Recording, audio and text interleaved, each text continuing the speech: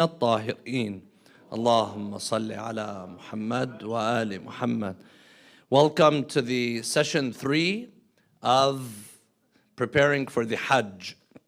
And the first 2 sessions were more of prerequisite sessions. We talked about in the first session how to do the wudu and the ghusl and some of the basics. We just wanted to make sure that we cover those so that when you go to Hajj, you're not going to run in any problems with that. And in the previous session, we talked about the will.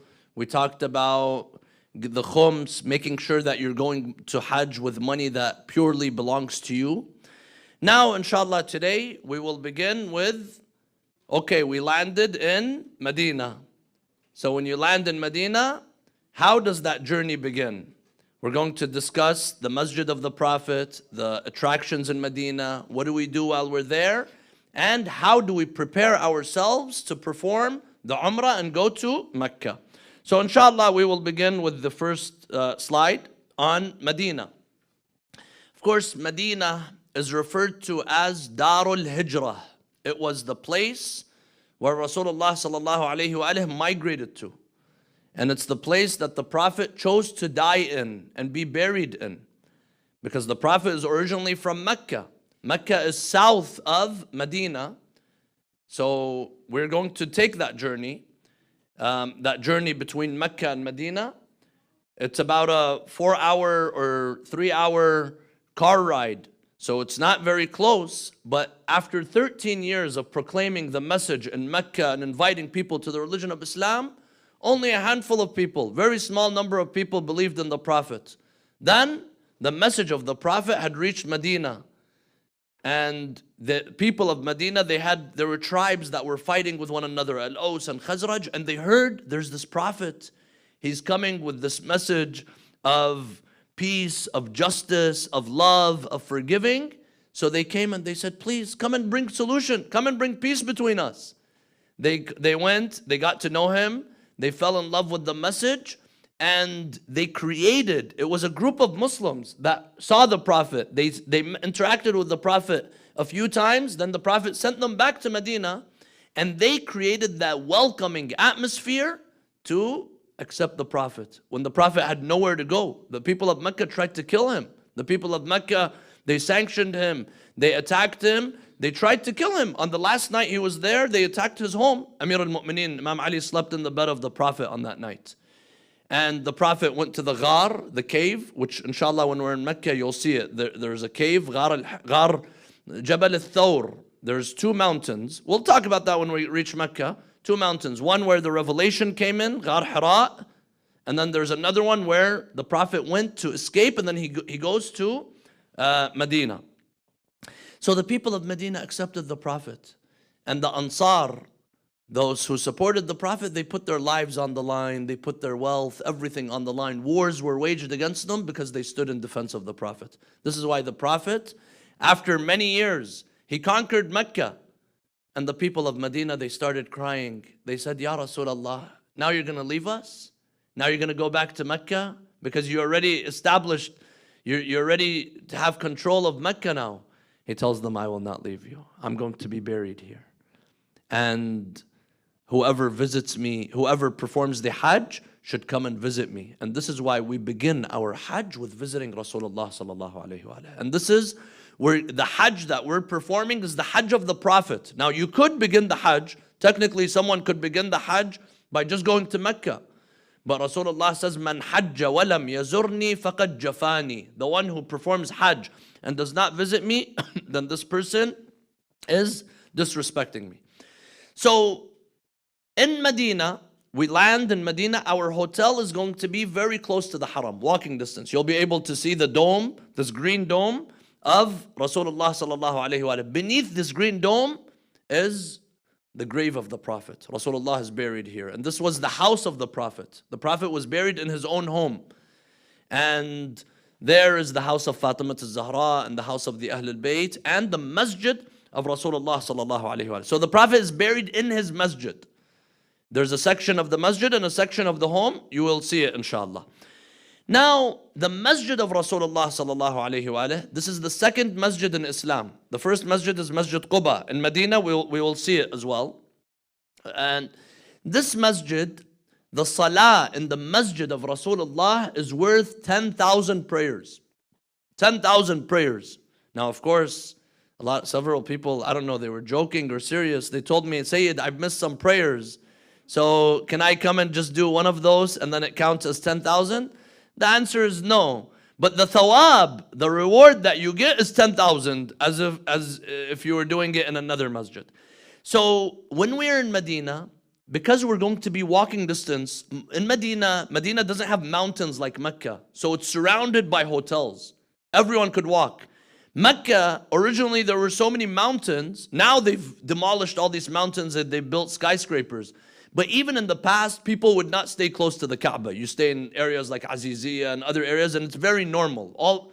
I've done Hajj many times. Most of the times, we stayed in Aziziyah. We didn't stay, only one of them we stayed close to the Haram. So right now, if we end up not staying close to the Haram, it's not a big deal. You're doing what all the other Hajjaj are doing. But in Medina, usually everyone's close. And when we're close, every salah, where do we pray it? In the masjid of the Prophet. You hear the adhan. You hear the adhan and you go and you pray in the Prophet's mosque. And this is one of the most beautiful things, to be able to experience the salah in the masjid of Rasulullah sallallahu alayhi wa alihi wa sallam. Assalamu alaikum wa rahmatullah. Now, the masjid of the Prophet, we're going to land, Assalamu alaikum wa rahmatullah. We're going to land, I saw our flight, Turkish Airlines should land around 12:50 a.m. So we should leave here on the 28th. On the 29th, right after, or 12:30 a.m., right after midnight, meaning 30th, early in the morning, we will arrive. By the time you arrive in Medina, you go to the hotel, you get situated. In Medina and in Mecca, you hear adhan 1 hour before Fajr. 1 hour before Fajr, there's an adhan. And that adhan, and at Fajr time, you're going to hear another adhan. What's the adhan 1 hour before Fajr? This is the adhan of tahajjud. This is the adhan of Salat al-Layl. And it's such a beautiful sight. You hear that adhan and you just see people from everyone is just walking to the masjid of Rasulullah sallallahu alayhi wa sallam. Very beautiful sight. And there we go. You could look from far. If you got there a little bit later, you're not going to be very close to the grave of the Prophet. But you get there, you find a place, and you begin praying Salat al-Layl. You have an hour until Fajr time, and that is the best time to pray Salat al-Layl. So I will explain, inshallah, all of that. In Medina, you see it has Masjid al-Nabi. The most important attraction in Medina is the Prophet's mosque. And then you have, within the Prophet's mosque, you have the grave of the Prophet, and there's a huge possibility that the grave of Fatima Zahra is also there, next to Rasulullah sallallahu alayhi wa sallam, in her own quarters, in her own room, chambers. And you see the Rawda of the Prophet. The Rawda, and I will talk about how we should get in the Rawda. Inshallah, everyone will get a chance to go at least once and pray in the Rawda. The Rawda is the original masjid of Rasulullah sallallahu alayhi wa sallam. So that is where we're going to go, and we're going to have to make an appointment on Nusuk, the app. You download the app. Now we did the Hajj, we applied through the Hajj through Nusuk, the website. Now you download the app, and we will, inshallah, about a week before it opens, and you have to select a time. You have to select a time, and you go in. Now, they told us, they made a lot of promises. Promises were not kept. So I don't want to come and say, they told us they're going to get us appointments. I'm going to try to get our own appointments, and maybe they will get us appointments. So, but you can, inshallah, apply for appointments. You have to put your visa number and your passport number on the app, and inshallah, you will be able to register. We'll go to the next slide, please. I just want to show everyone. So this is the masjid of Rasulullah sallallahu alaihi wa sallam. You see, all the way in the corner on the left, that is the Baqi'. That is the Baqi' cemetery. That is where the Imam al-Hassan, Imam Zayn al-Abidin, Imam al-Baqir, and Imam al-Sadiq, and hundreds, and thousands of the companions of Rasulullah, the wives of the Prophet, the daughters of the Prophet, many of the relatives of the Prophet, and the Muslims, they're buried there. You see, right to the right of the Baqi', there are the hotels. You see those buildings? And then you see there's a place where in between there's nothing. That is where our hotel was built. This picture was a little bit older. So our hotel is going to be really close.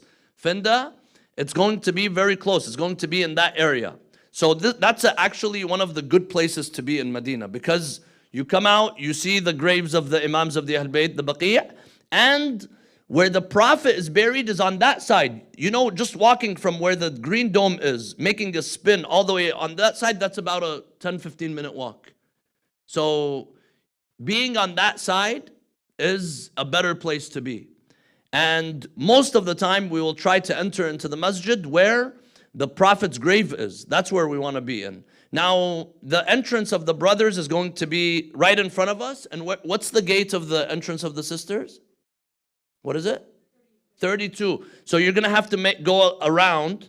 You're going to have to go around past the Baqi', and then you enter from there. Enter from that side, from the top. So we will explain all of that. But inshallah, this is I just wanted to show the masjid of the Prophet. Go to another picture, please. We have another picture. So this is zoomed in. You see the green dome all the way from the left of the dome. That's where the original masjid begins. To the right, that is the original masjid of the Prophet. See, there's no building on the right and the left of where the masjid is. And then the expansion is all behind it. But in the areas, in those two places in the middle, you see these places right here where it's an opening. That has a cover. When the sun comes out, they cover it. When the sun is not there, at night they keep it open. It's under the sky. Most of our prayers with the brothers, we're going to be praying either in the first one or the second one. So when you're sitting there, when you're sitting in these open courtyards, you look right in front of you, and what do you see right in front of you? The dome of the Prophet. You see the dome to the left, and the Qibla is right in front of you. So if I'm standing like this, the Qibla is this way. The Qibla is that way. So people are behind where the Prophet is standing, behind where the Prophet is buried, and they're all looking that way. You'll be able to see where the grave of the Prophet and the home of Rasulullah sallallahu alaihi wasallam is. Can we go to the next slide, please? This in here is the Rawdah of the Prophet. You see the green carpet? That's how they differentiate between whether you're in the Rawdah or you're not in the Rawdah. So there's green carpet. I think this last year they kind of made it all green, the whole area, because people were like, I want to be in the green, and they want to make sure they're in the Rawdah. So then they kind of just confused people and made the whole place green. So, but you know where you're in the Rawdah when you look to the left. You see that green. They have Qur'ans, a bookshelf. Behind the bookshelf, behind the Qur'ans, is actually where the Prophet is buried. So Rasulullah sallallahu alaihi wasallam is buried here, all the way in the top corner. That's the chamber of the Prophet, and behind that is the chambers of the family of the Prophet and his house. So can we go to the next slide, please? Now, that picture that I just showed you earlier, that was on this side, the left side of this picture. From where the Prophet is buried, all the way to this mambar and this podium, that is, according to the hadith of the Prophet, he says, بَيْنَ قَبْرِي وَمِنْبَرِي رَوْضَةٌ مِّن رِيَاضِ الْجَنَّةِ. Between my grave and my minbar is a garden in paradise. So imagine you're praying in that place. Allah subhanahu wa ta'ala accepts your dua. And you're actually standing in the place where you know for a fact Rasulullah sallallahu alayhi wa alayhi, his feet touch this place. Amir al-Mu'mineen, the Imams of the Ahl al-Bayt. So this is a very sacred place. Inshallah, we will try our best to get in here. And for the sisters, the only way you'll be able to get in there is through the nusuk appointment. For the brothers, sometimes you see an opening. You see an opening and you could get in. Maybe in the middle of the night, it's open. And then there's also another door where you don't enter into the masjid, but it's called Bab al-Salam. Bab al-Salam. Once we see it, we'll all see that. Basically 24/7, except the times of Salah, you're able to enter through one door and exit through the other door. And when you pass right by the grave of Rasulullah sallallahu alaihi wasallam. And you're basically from here to this wall to where the Prophet is, and you pass by that. They just tell you pass by it quickly, but you'll be able to do that. For the sisters, it's unfortunately this is not open. The only opportunity is if you have the Rawda pass. But then you look at the dome and you say salam to Rasulullah, wherever you are. When you're standing between the dome and the Baqi', you say one salam to the Ahlul Bayt here, and one salam you say to Rasulullah sallallahu alayhi wa. Now, my dear brothers and sisters, next slide please. I wanted to, because we're going to be entering into the Haram, and we're going to be spending a lot of time, and the safest is to spend the majority of your time at night in the Haram. During the day it's hot. During the day you try not to go out as much. I mean, the sun is really hot over there, and you could get a heat stroke. So you try to avoid walking in the sun. It's not like vacation where you just want to get some tan or something. That's not the place to do it. This is where you want to avoid being in the sun. And during the time of Ihram, that's only the time that we try to limit it, where the men can't cover their head. Otherwise, you try your best to protect yourself from the sun. So we're going to go to the Haram at night. In Medina, you could either go in that first 1 hour before Fajr when you hear the adhan, or you could go before that. Go, and when you go there, in Masjid al-Haram or in Medina, you pray Salat al-Layl. I put a QR code here. It takes you to du'as.org, and it teaches you exactly how to perform Salat al-Layl with the du'as, with everything that you need to do. So this is something very important. You click on that and save it. If you don't know or you want a reminder, save that on your phone, and it's very easy. You could hold the phone in your hand and do the salah. You could do that. You could read the dua. Any of that, you could read Quran. You could hold the phone in your hand while you're performing the salah. With regards to Salat al-Layl, Allah subhanahu wa ta'ala says in the Quran, in Surah Al-Isra, وَمِنَ اللَّيْلِ فَتَهَجَّدْ بِهِ نَافِلَةً لَكَ عَسَىٰ أَن يَبْعَثَكَ رَبُّكَ مَقَامًا مَحْمُودًا. You pray the midnight nafilah. That is how you receive the highest positions in paradise. You want high positions in paradise? Allah is telling Rasulullah this, and this applies to all of us. Pray, have a strong connection with God. That is how Allah subhanahu wa ta'ala gives you the praiseworthy station.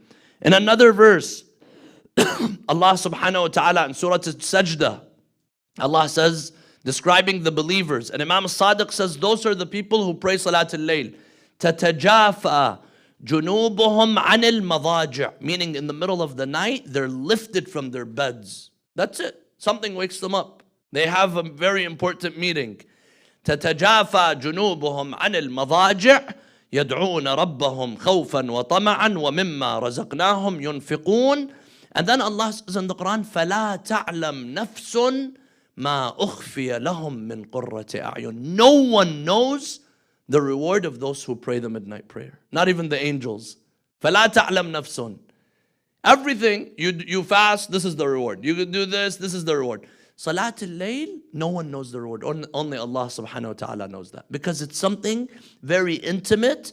It's a relationship between the abd and God. Everyone's sleeping, everyone's resting. It's between you and Allah subhanahu wa ta'ala. In a hadith from Imam al-Sadiq alayhi salam, or I believe Imam al-Sadiq, he says, قِيَامُ اللَّيْلِ مَصَحَّةٌ لِلْبَدَنِ. You pray at night, Allah will keep your body healthy. مَصَحَّةٌ لِلْبَدَنِ وَرِضَى لِلرَّبِّ. And it pleases the Lord. وَتَعَرَّضْ لِلرَّحْمَةِ. And it draws down the mercy of Allah subhanahu wa ta'ala. وَتَمَسُّكْ بِأَخْلَاقِ النَّبِيِّينَ. And you are going to be doing what the prophets, all of the prophets, they used to pray in the middle of the night.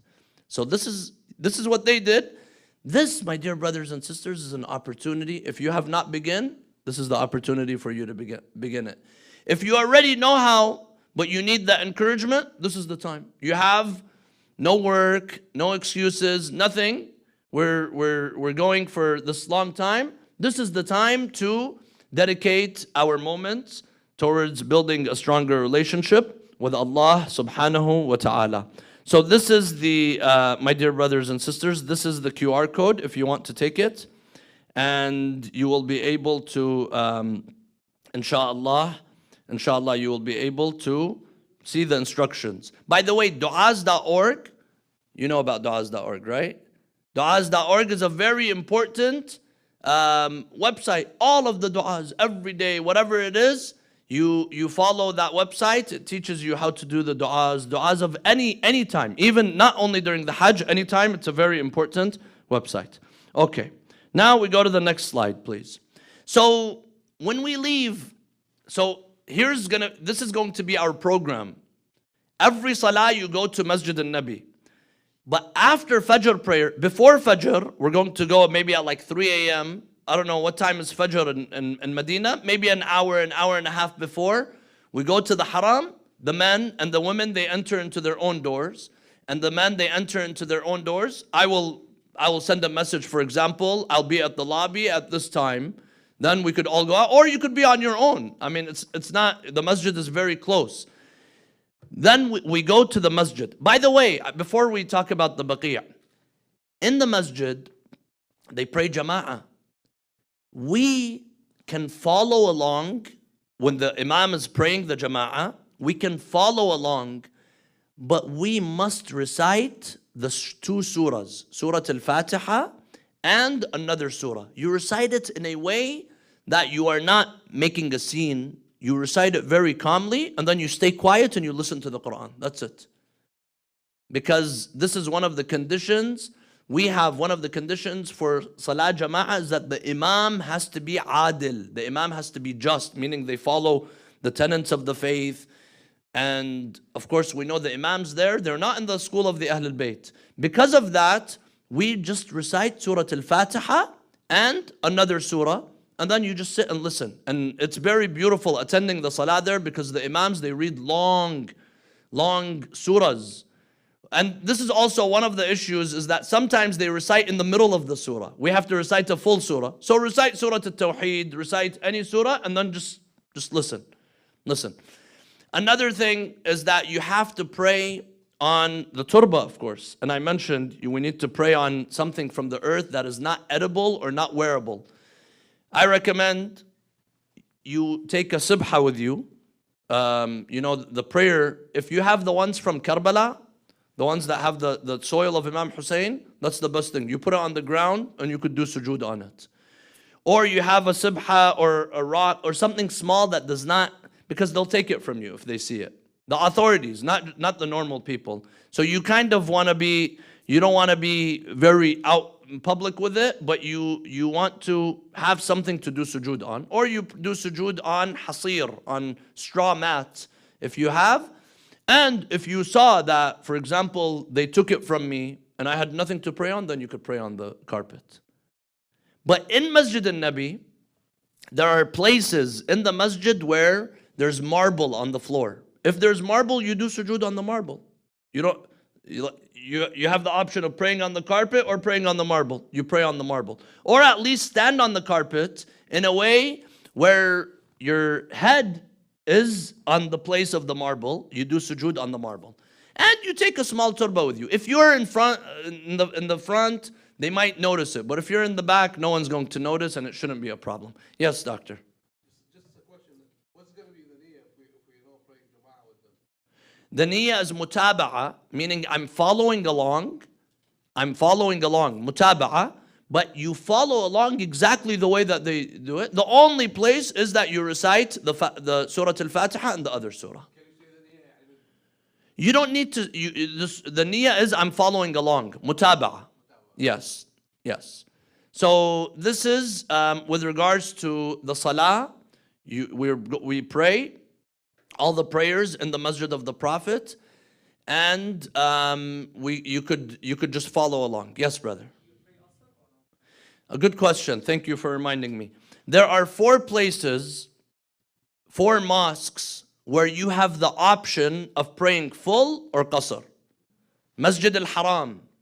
Masjid al-Haram, you could choose. Today I felt like praying qasr, I pray qasr. I felt like praying full, I pray full. We're going to be travelers, so we could, but if you want more thawab, an extra rak'ah is more thawab, so pray it full. That's a place where even though you're a traveler, especially in Medina, we're only staying there for 3 days, but you can pray it full. In Masjid al-Haram, in Masjid al-Nabi, in Masjid al-Kufa, and in Karbala, next to the grave of Imam Hussein. These are the 4 places. This is according to a hadith from the Imam. These are the 4 places where you can choose. Other than that, we pray qasr. So we went to Masjid Quba, or we went to Masjid al-Shajara, or we went to another masjid. No, we have to pray qasr if it's salat time. Yes, brother. Masjid al-Haram, the Grand Mosque, Masjid al-Nabi, Masjid al-Kufa.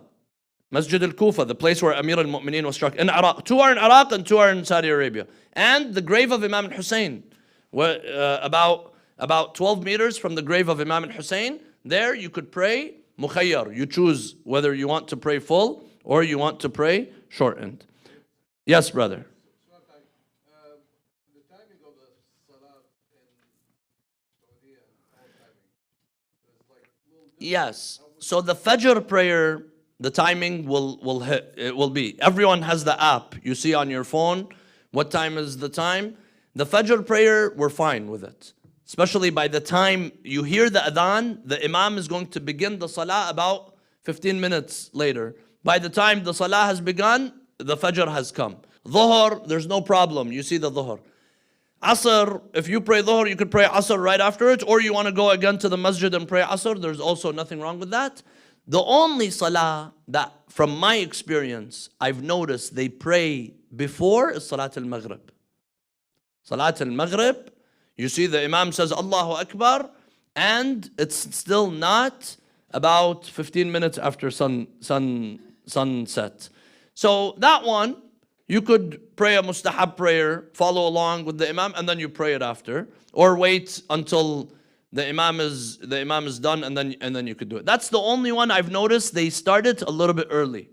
But the other ones, you should be okay. Someone asked, can you do furada instead of mutaba'ah, meaning I pray on my own? It is looked down upon because you're in a masjid with hundreds of thousands of people. They're all following the rules. They see this person praying on their own. You don't want to do anything to gather attention of the people. You want to fit in. If you're doing anything right away, you're going to get spotted, and you don't want to do anything like that. So when they're praying, we pray with everyone. If you felt like you want to make it up, if you felt like you didn't feel like this, once they're done, you get up and you do another salah. Yes, brother. Most of them have their hands like below their chest, right? Will they say anything if we have our arms? No, because even the Malikis, not all Sunnis fold their hands in the prayer. Some Malikis, they have their hands down. So no one's going to say anything. They might say something if they see the turba. But that one, just try to be a little bit discreet about it when you have the turba with you as you're praying. Okay, are we planning separate the prayers into 5 prayer times in Medina as opposed to combining? You could do whatever you want. You could join them or you could separate them. There's nothing wrong with that. Joining is just to make it easy. But if you're going to be going back and forth to the masjid, then pray the dhuhr and then pray the asr after. There's nothing wrong with that. It's up to you. Okay, so now regarding, we leave after, sorry, you had a question? Go ahead, sister.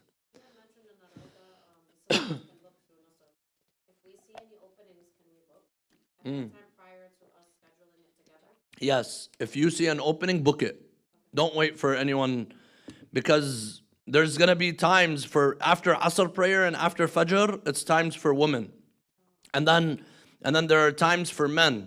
So if you see an opening, about a week before we go, you're going to see openings. It's going to go really quick. They told us that they're going to try to get us all together with the guide. But they told us a lot of things. So I'm not gonna count on that. You know, I can't. I've reached a level where we're just gonna inshallah, we're gonna do our own thing and we're gonna do it good, inshallah. So we're gonna wait about a week before. As soon as it opens, you pick the time. By the way, last year when we went to Umrah, we had this issue. Your phone, when you download the app, it's either set to change the time.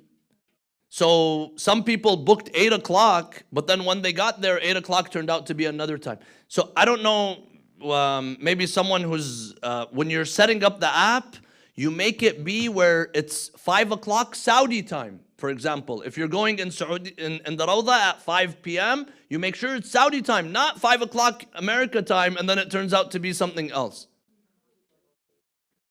So you turn off the location, I guess, when you're doing that, so that you're just setting it to that time, not your time here. Because when the locations are on, it's setting it to 5 o'clock this time. We had a mess this year when we went during the ziyarah. Some people, they're like, wait, I booked at 5 p.m., but it turned out to be another time, and it was a little bit confusing. So that's something, inshallah, 1 week before, we will deal with that. I had knee surgery in January, and I can't kneel for sujood. Will I be able to sit? They have chairs everywhere. So they have those folding chairs in Masjid al-Haram and in Masjid al-Nabi. So if you can't sit, you could sit on the chair.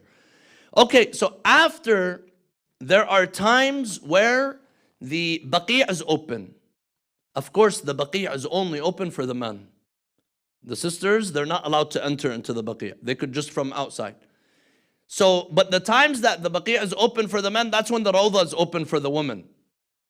So, and the times are after Fajr prayer. So when we leave after Fajr prayer, right after we leave the masjid, where do we go? We go to the Baqi'. We go to visit the Imams of the Ahl Bayt alayhim salam. And they also open it after Asr prayer. It's open 2 times a day. It's open for an hour and then they close it. So it's not all open the whole time. So in the Baqi', you see it's the oldest cemetery in Islam. It's the burial site of Imam al-Hasan, Imam Zayn al-Abidin, Imam al-Baqir, and Imam al-Sadiq, Abbas, the uncle of the Prophet, Ibrahim, the son of the Prophet, Atika and Safiya, the aunts of the Prophet, al-Baneen, Fatima bint Asad, 6,000 to 7,000 companions.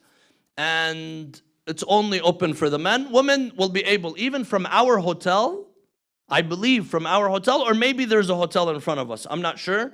But from some of the hotels, you'll be able to see inside the Baqi'. Because this is a picture, the one that you're looking at. It's from the Baqi', looking at the masjid of the Prophet. Our hotels are to the left. Our hotels are to the left. So from the hotels, some of them in the dinner, the food area, you'll be able to see the masjid and you'll be able to see. I don't know if our hotel has haram view or not. I think it's a little bit in the back. But you'll be able to see it, inshallah. So, go to the next slide, please. So when we enter the Baqi', you see that top right picture? So that top right picture, it has the graves. There's four stones in the back, and then one in front of it, and one all the way to the right. The one to the right is the grave of Abbas, or the grave of Fatima bint Asad, the mother of Imam Ali. The one in front, the one to the front, that first stone, that is the grave of Abbas, the uncle of the Prophet. And the ones behind him, starting from the right, is the grave of Imam al-Hasan, and then Imam Zayn al-Abidin, and then Imam al-Baqir, and then Imam al-Sadiq. In the year 1925, they had a dome, a mausoleum, but they demolished it. They demolished it and they raised the whole Baqi' and they made it the way that you see right now. So this picture, I want everyone to also take a picture of this, because this is, it gives you especially for the brothers, when you're walking in there, it tells you where the graves of who are. And you see, for example, the grave of Ibrahim, the son of Rasulullah sallallahu alayhi wa alihi, the graves of the daughters of the Prophet, the wives of the Prophet. Fatima, al-Baneen is all the way to the left, here on the bottom left when you're exiting. Of course, before we used to be able to enter into the Baqi' and we used to be able to walk around freely. Now, they tell you, you go in, they make you go and do a huge spin where you're not even close to the graves of the Imams. And you can't stand and do ziyarah. They consider that shirk. They consider that as basically you're worshiping them, which of course no one is worshiping them. We're just visiting them. And the Prophet used to visit and the Imams of the Al-Bayt, they all used to visit, but the Wahhabis, they think that they know it all. So they, that's unfortunately, that's how it is. So we will be able to visit, but as you're walking, you could download the ziyarah of the Imams, for example, and listen to it. And you listen to it silently. They won't let you stand and like recite a ziyarah like we do, for example, when we go to Karbala or we go to Najaf or any of that. They just tell you, keep walking. So you're going to really see how the Ahlul Bayt were oppressed. You're going to be able to see it. You know, our whole lives we talk about the mazlumiyah of the Ahlul Bayt. When you go there, you see it. That the fact that you're just visiting their graves, they do not let you. Can we go to the next slide, please? So there's additional sites that we're going to be visiting in Medina. There is the mountain of Uhud, and that is where the battle of Uhud took place. Hamza is buried there. We're going to go visit. We're just going to arrange a time that it's not too hot.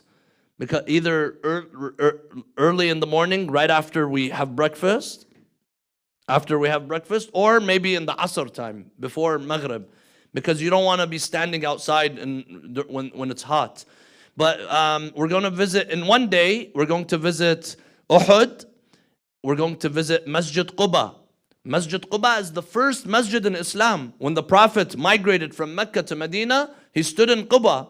He was waiting for Imam Ali and Fatima al-Zahra. He stayed there for a few days and he built a masjid. In Mecca, he didn't have the freedom to build a masjid. Now he built a masjid as soon as he gets the freedom. And the hadith says, the one who does wudu in their home or in their hotel, wherever you are, and you go to Masjid Quba and you pray 2 rak'ahs, you get the thawab of a umrah. The thawab of umrah is by going and praying 2 rak'ahs. So over there, they see taxis by the masjid of the Prophet. He's calling Quba, Quba, Quba. People, they go and they pray, for example, each salah, and then they ride a taxi. They go 5 minutes. They pray in Masjid Quba and then they come back. It's not that far. Even there's a pathway where you could walk at night. But I would not recommend doing anything that's going to exhaust your body, because you have a long way to go after. And you don't want to do anything that's going to get you exhausted. We're going to go as a group once, inshallah, to do all of those. There's Masjid al-Qiblatain, a masjid where in the beginning of Islam, the Muslims used to pray towards Jerusalem. One day the Prophet was in this place. Jibreel comes in the middle of the prayer and he turns the Prophet to Mecca, 180 degrees. So he was praying to the north, he started praying to the south. So that is called Masjid al-Qiblatain, the mosque of 2 qiblas. And then there is a place called Al-Masajid al-Sab'ah, the 7 mosques, and that was where the Battle of the Trench took place. Mecca is full of historical sites. So the place where the Muslims were under siege and the Battle of the Trench. So while they were under siege, these were places of ibadah. For example, the Masjid of Fatima al-Zahra, the Masjid of Imam Ali, the Masjid of Salman, where they used to worship while they were there. Of course, that place, they've limited people from going there. We'll see how we could go, inshallah. Someone asked, should we bring our own phones? Do we need to get another one? Can we take pictures with phone or camera? Yeah, you could take your own phones. I don't think you need another one. Unless you have something that you're worried when you're coming back, if they hold your phone. And you could take pictures, yes. Inshallah, you could take pictures. Inshallah, that shouldn't be a problem. I mean, in the past, they've allowed us to take pictures. So now we go to the next slide. I just took this from Google Maps. See, Masjid al-Nabi, where it says Medina, that's where the Prophet's mosque is. Right above it are the 7 mosques. That's where the siege was, where the Khandaq was. Below it, you see Masjid Quba. That's where Masjid Quba is, because the Prophet was coming from the south and he stood in Quba and then he completed his way towards Medina. To the left over there is Masjid al-Qiblatain, and then up there, all the way up there, that's the mountain of Uhud. That's the mountain of Uhud where the battle took place, and Hamza is buried there. And it's not showing in this map. All the way on the bottom left corner, that is where Masjid al-Shajara is. So when we're going to Mecca, we're going to go and enter into the state of Ihram from Masjid al-Shajara. We're going to go to that masjid. So we're going to be visiting a lot of mosques. And that's what we're doing over there. We're going to be visiting a lot of these mosques, inshallah. Does anyone have any questions?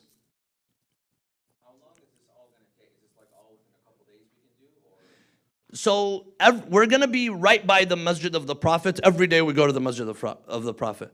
But maybe either in the second day, the day before we leave to Mecca, because the day we leave to Mecca, that's a busy day. Everyone wants to get ready, wear their ihram. The day before that, we're going to arrange. We get on a bus. This is a couple, like 3 hours. We're in and out. And I'm going to be telling the group, please, this is not while we're doing this is not a time to go shopping. You go in and out because there's date stores and there's shopping and everything. You want to go in and out. Shopping, you're going to have time in Mecca. You're going to have time on your own in Medina. You'll be able to do all of that. That one, it should take just probably 3 hours maybe. The faster it is, the less we're going to cause an inconvenience for others because people are going to get tired. You want to go in, you pray 2 rak'ahs, maybe another 2 rak'ahs, and then you're out.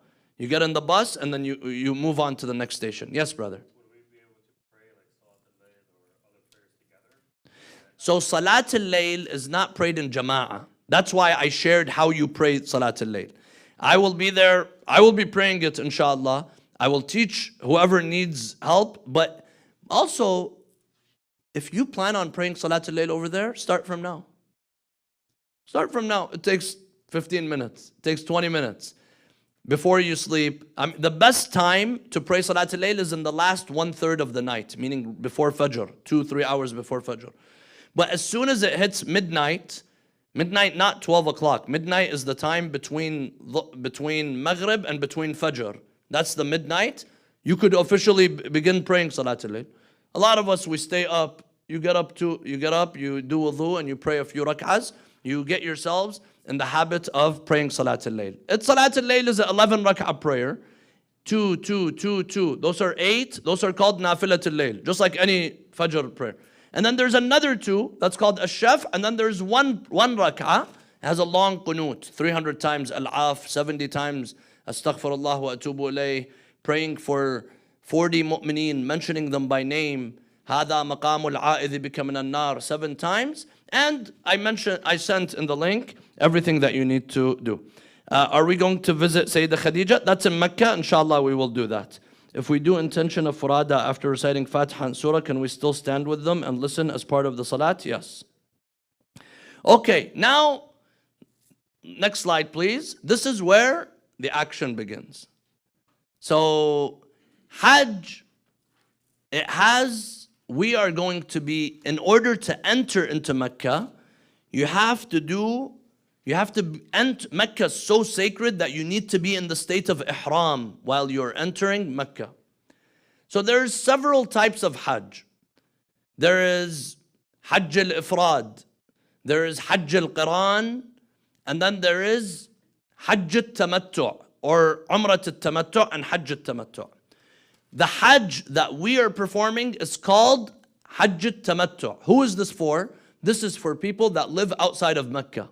Hajj al-Qiran is those people who are taking their cattle with them. People, they would travel from Iraq or from Yemen or from Egypt, and they would take their cattle with them to make the sacrifice. That's called Hajj al-Qiran. We're going to buy over there a hadi to make a sacrifice. So we are doing the Tamattu', which begins with Umrah al-Tamattu', and then it has Hajj al-Tamattu'. And this is the Hajj of Rasulullah sallallahu alayhi wa sallam. Because the Prophet was in Medina, when he performed the Hajj, this is what he did. So we are going to perform this type of Hajj. Yes, brother. Yes.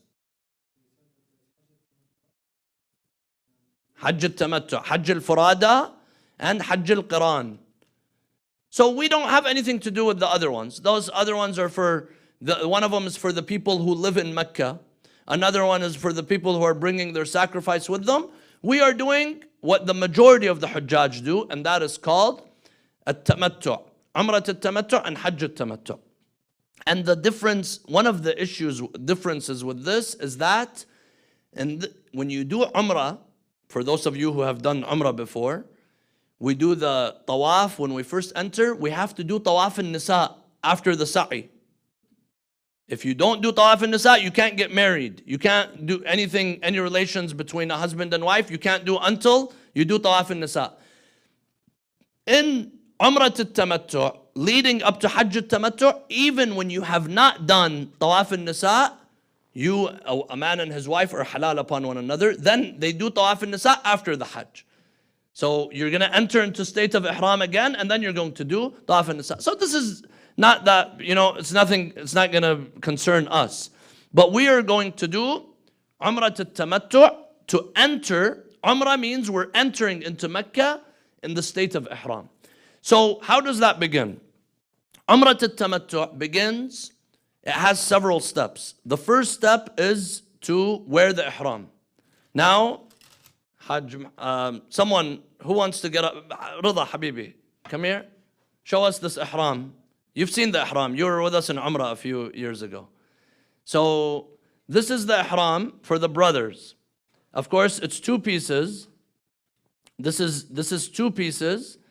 The brothers are you're going to take one and wrap it on the bottom. This is called, you wrap it on the bottom. So you don't wear anything under. That's it. Bad. And then you take a belt. You secure it, you seal it, and then you put on top. You just wear that on top. So the Umrah and the Hajj begins with taking off the jewelry, taking off what you're wearing, and you do a ghusl. It's mustahab to do ghusl. See, he's wearing the ihram the way the ihram is supposed to be worn. Of course, we buy a belt. And then the belt will have, for example, pockets or place to put your phone, put your money, and things like that. We're gonna buy them all over there. They sell these right by the Haram over there in Medina and in Mecca. Yes, you could take it off now. Thank you. Yes. The mechanics, if we got an 8-hour bus ride, Yes. we're going from Medina to Mecca. Yes. When are we gonna perform?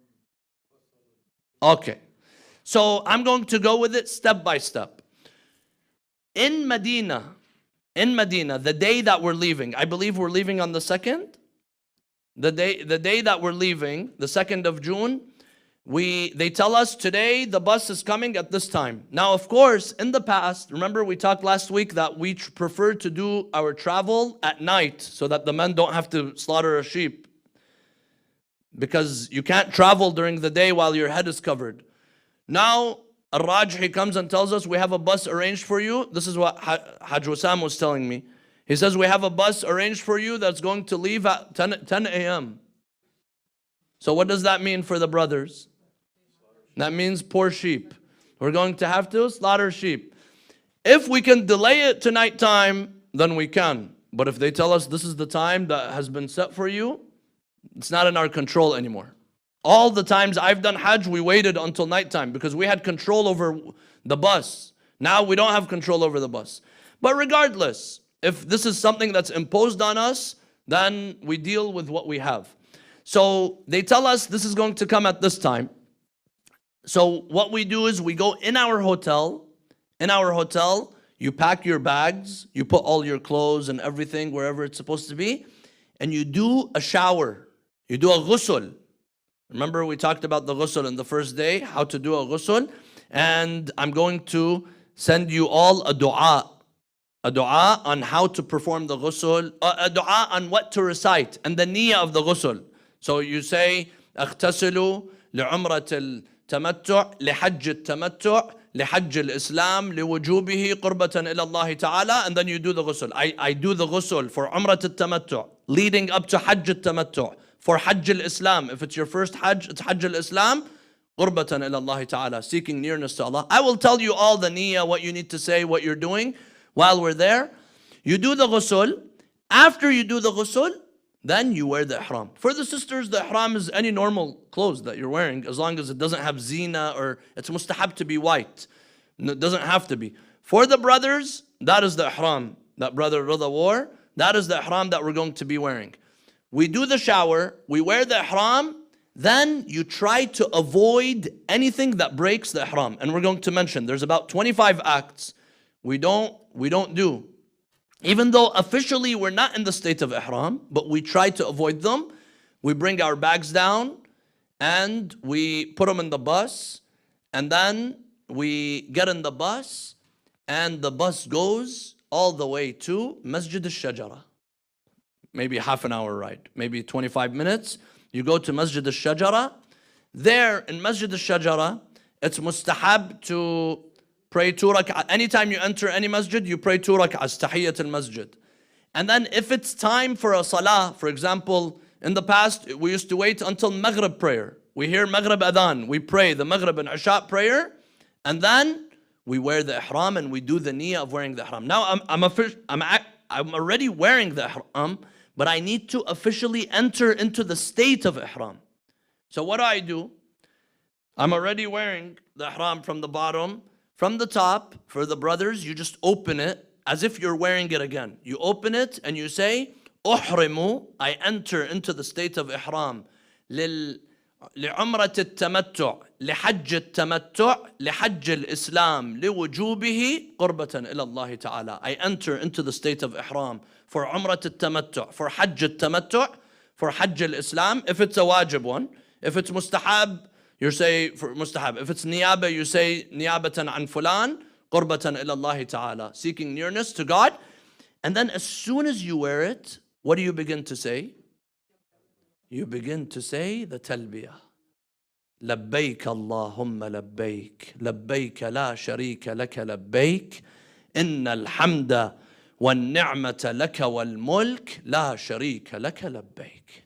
Meaning, oh Allah, you invited me. Now I'm answering you. Now I have come this whole way to answer you. This, by saying labbaik Allahumma labbaik, this is like, you know, when you pray, you have to say Allahu Akbar for the salah to begin. That's called takbirat al-ihram. This is the talbiyah of ihram, meaning you're entering into the state of ihram. This is why we have to, every hajj has to say labbaik Allahumma labbaik. And there's a hadith, a beautiful hadith of Malik ibn Anas, who was a Sunni scholar. He was with Imam Sadiq, and he saw the Imam alayhi salam. He wants to say labbaik Allahumma labbaik. He couldn't say it. He keeps breaking, he keeps crying as he's saying labbaik Allahumma labbaik. He says labbaik and he begins to cry. And then he tells him, you have to say it. Yabna Rasulullah, O son of Rasulullah, you have to say the talbiyah. This is the only way to enter into the state of ihram. And then the Imam alayhi salam, he says, how can I say it?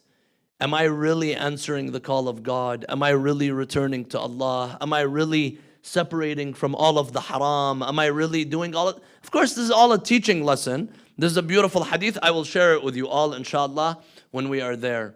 So you say the talbiyah, and then after we're going to recite the talbiyah a few times, then we get on the bus.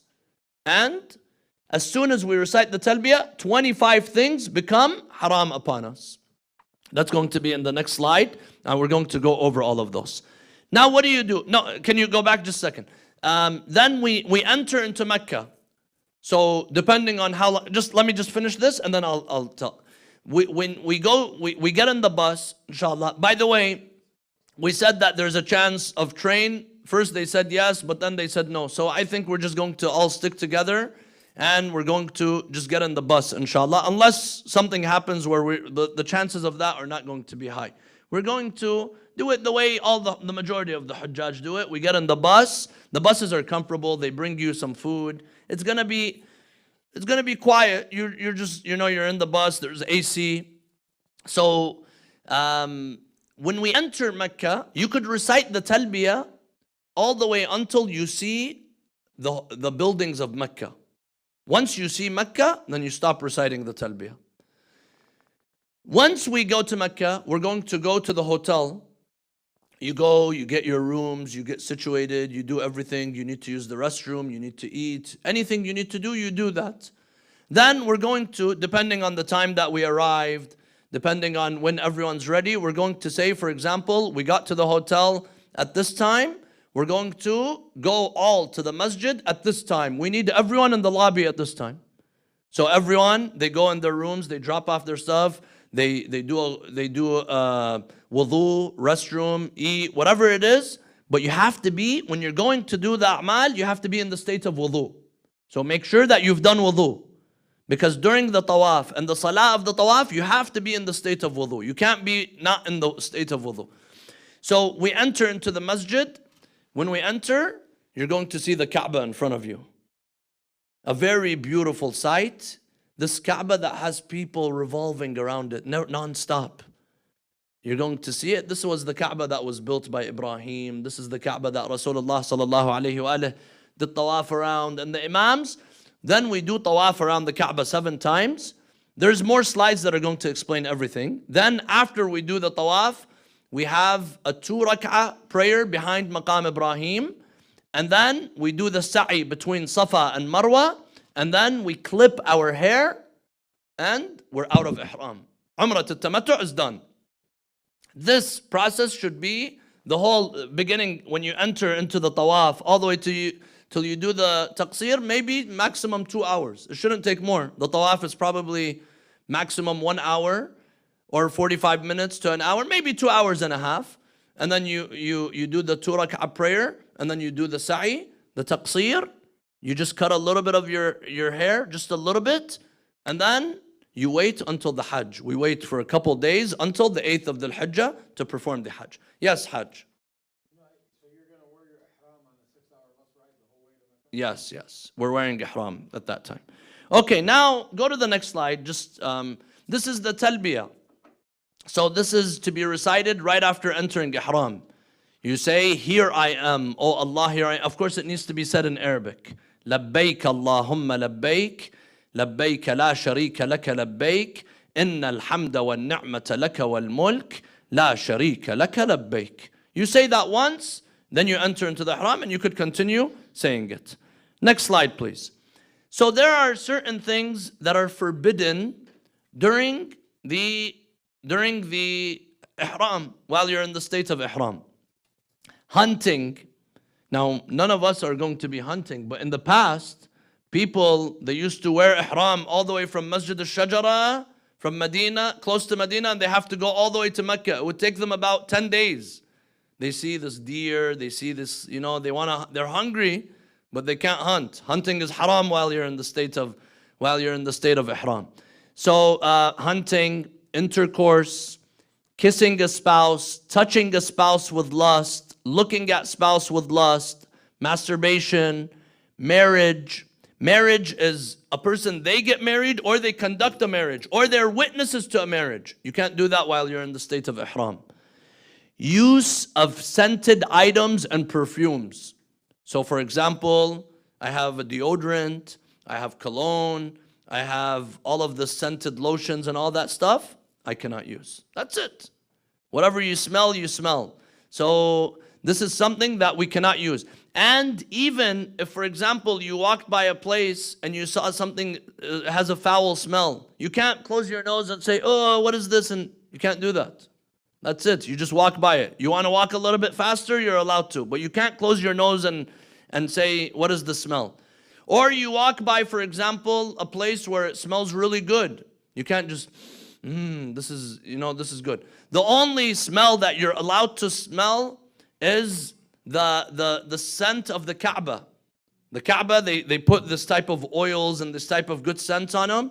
If you smell that, that's okay. And in the Mas'a, in the past, now they don't have that anymore. In the Mas'a, people walking from Safa to Marwa, there were spice shops, and they have atar in between Safa and Marwa. That one, there's a hadith that says that's okay. Other than that, we're not allowed to smell anything. But that's not even there anymore. You're not going to deal with that. So the scented items. This one, we get a lot of questions. They're like, what about deodorant? What about toothpaste? What about... During ihram, just try to avoid all of that. That's it. During ihram, try to avoid all of that. You want to brush your teeth without toothpaste. You wanna, feel, you could wash yourself with water. You could wash yourself with water, but you could use soap to clean your hand, but you cannot use scented items, and you cannot wear tadheen, like anything that is lotion, like anything that is applying lotion, you cannot apply lotion. So maybe deodorant has no smell, Anything that's oil based. Maybe your deodorant does not have smell, but it's a type of tadheen. It's oil based. So that is something that you cannot do. What about sunscreen? Same. Sunscreen is tadheen. It's protecting yourself from, you're applying lotion. You're applying a type of lotion. You cannot do that. Yes, brother. What if when you're walking through like the hotel lobby, I'm sure there's gonna be mirrors or like in that. Yeah. What do? You have to close your You don't look. You try to close your eyes. It doesn't invalidate anything. It's not like it's one of the sins or something, but you can't. And this is in Medina. You wear your ihram, you're coming down in the lobby, everyone's like, let me look at myself in the mirrors all over. You have to try not doing that. You want someone to take a picture of you, and then they show you the picture, you're allowed to do that. Even using your phone as a selfie, that's a mirror. You should not do that. Someone took a picture of you, you could see it. And my advice is wait until you're done, then you could see and take pictures. You could wear the ihram and take pictures before you enter into the state of ihram. But while you're in the state of ihram, try to avoid all of that. Yes, who had their hands up? Okay, good. So use of scented items and perfumes. 9, wearing sewn clothes for men only. Women are allowed to wear normal clothes. Yes, sister. Sorry, this might be a basic question, but what's the reason why do women, they don't really have like specific requirements for clothing, but men, for example, they have to have Because women wear hijab. Because to protect their modesty, and this is the way it is. This is Hajj. A lot of things don't make sense. Why do we do tawaf around the Kaaba 7 times? Why do we throw 7 stones? Why do we walk between Safa and Marwa? A lot of things don't make a lot of sense. But this one, it makes sense because you can't have women dress like men while they're in the state of ihram, because the rules of modesty. Yes, sister. So the belts that go with the ihram clothes, aren't they sewn? So belts and sandals for the men, they are allowed to be sewn. That's not a problem. The belts and the sandals. But other than that, even sometimes you buy the ihram, it might have stitches on it, like it's sewn, there's a tag or something, try to remove that. And even when you wear the ihram, you can't fold the ihram in a way where it's not gonna fall. You know, the ihram it's loose. It's supposed to be loose.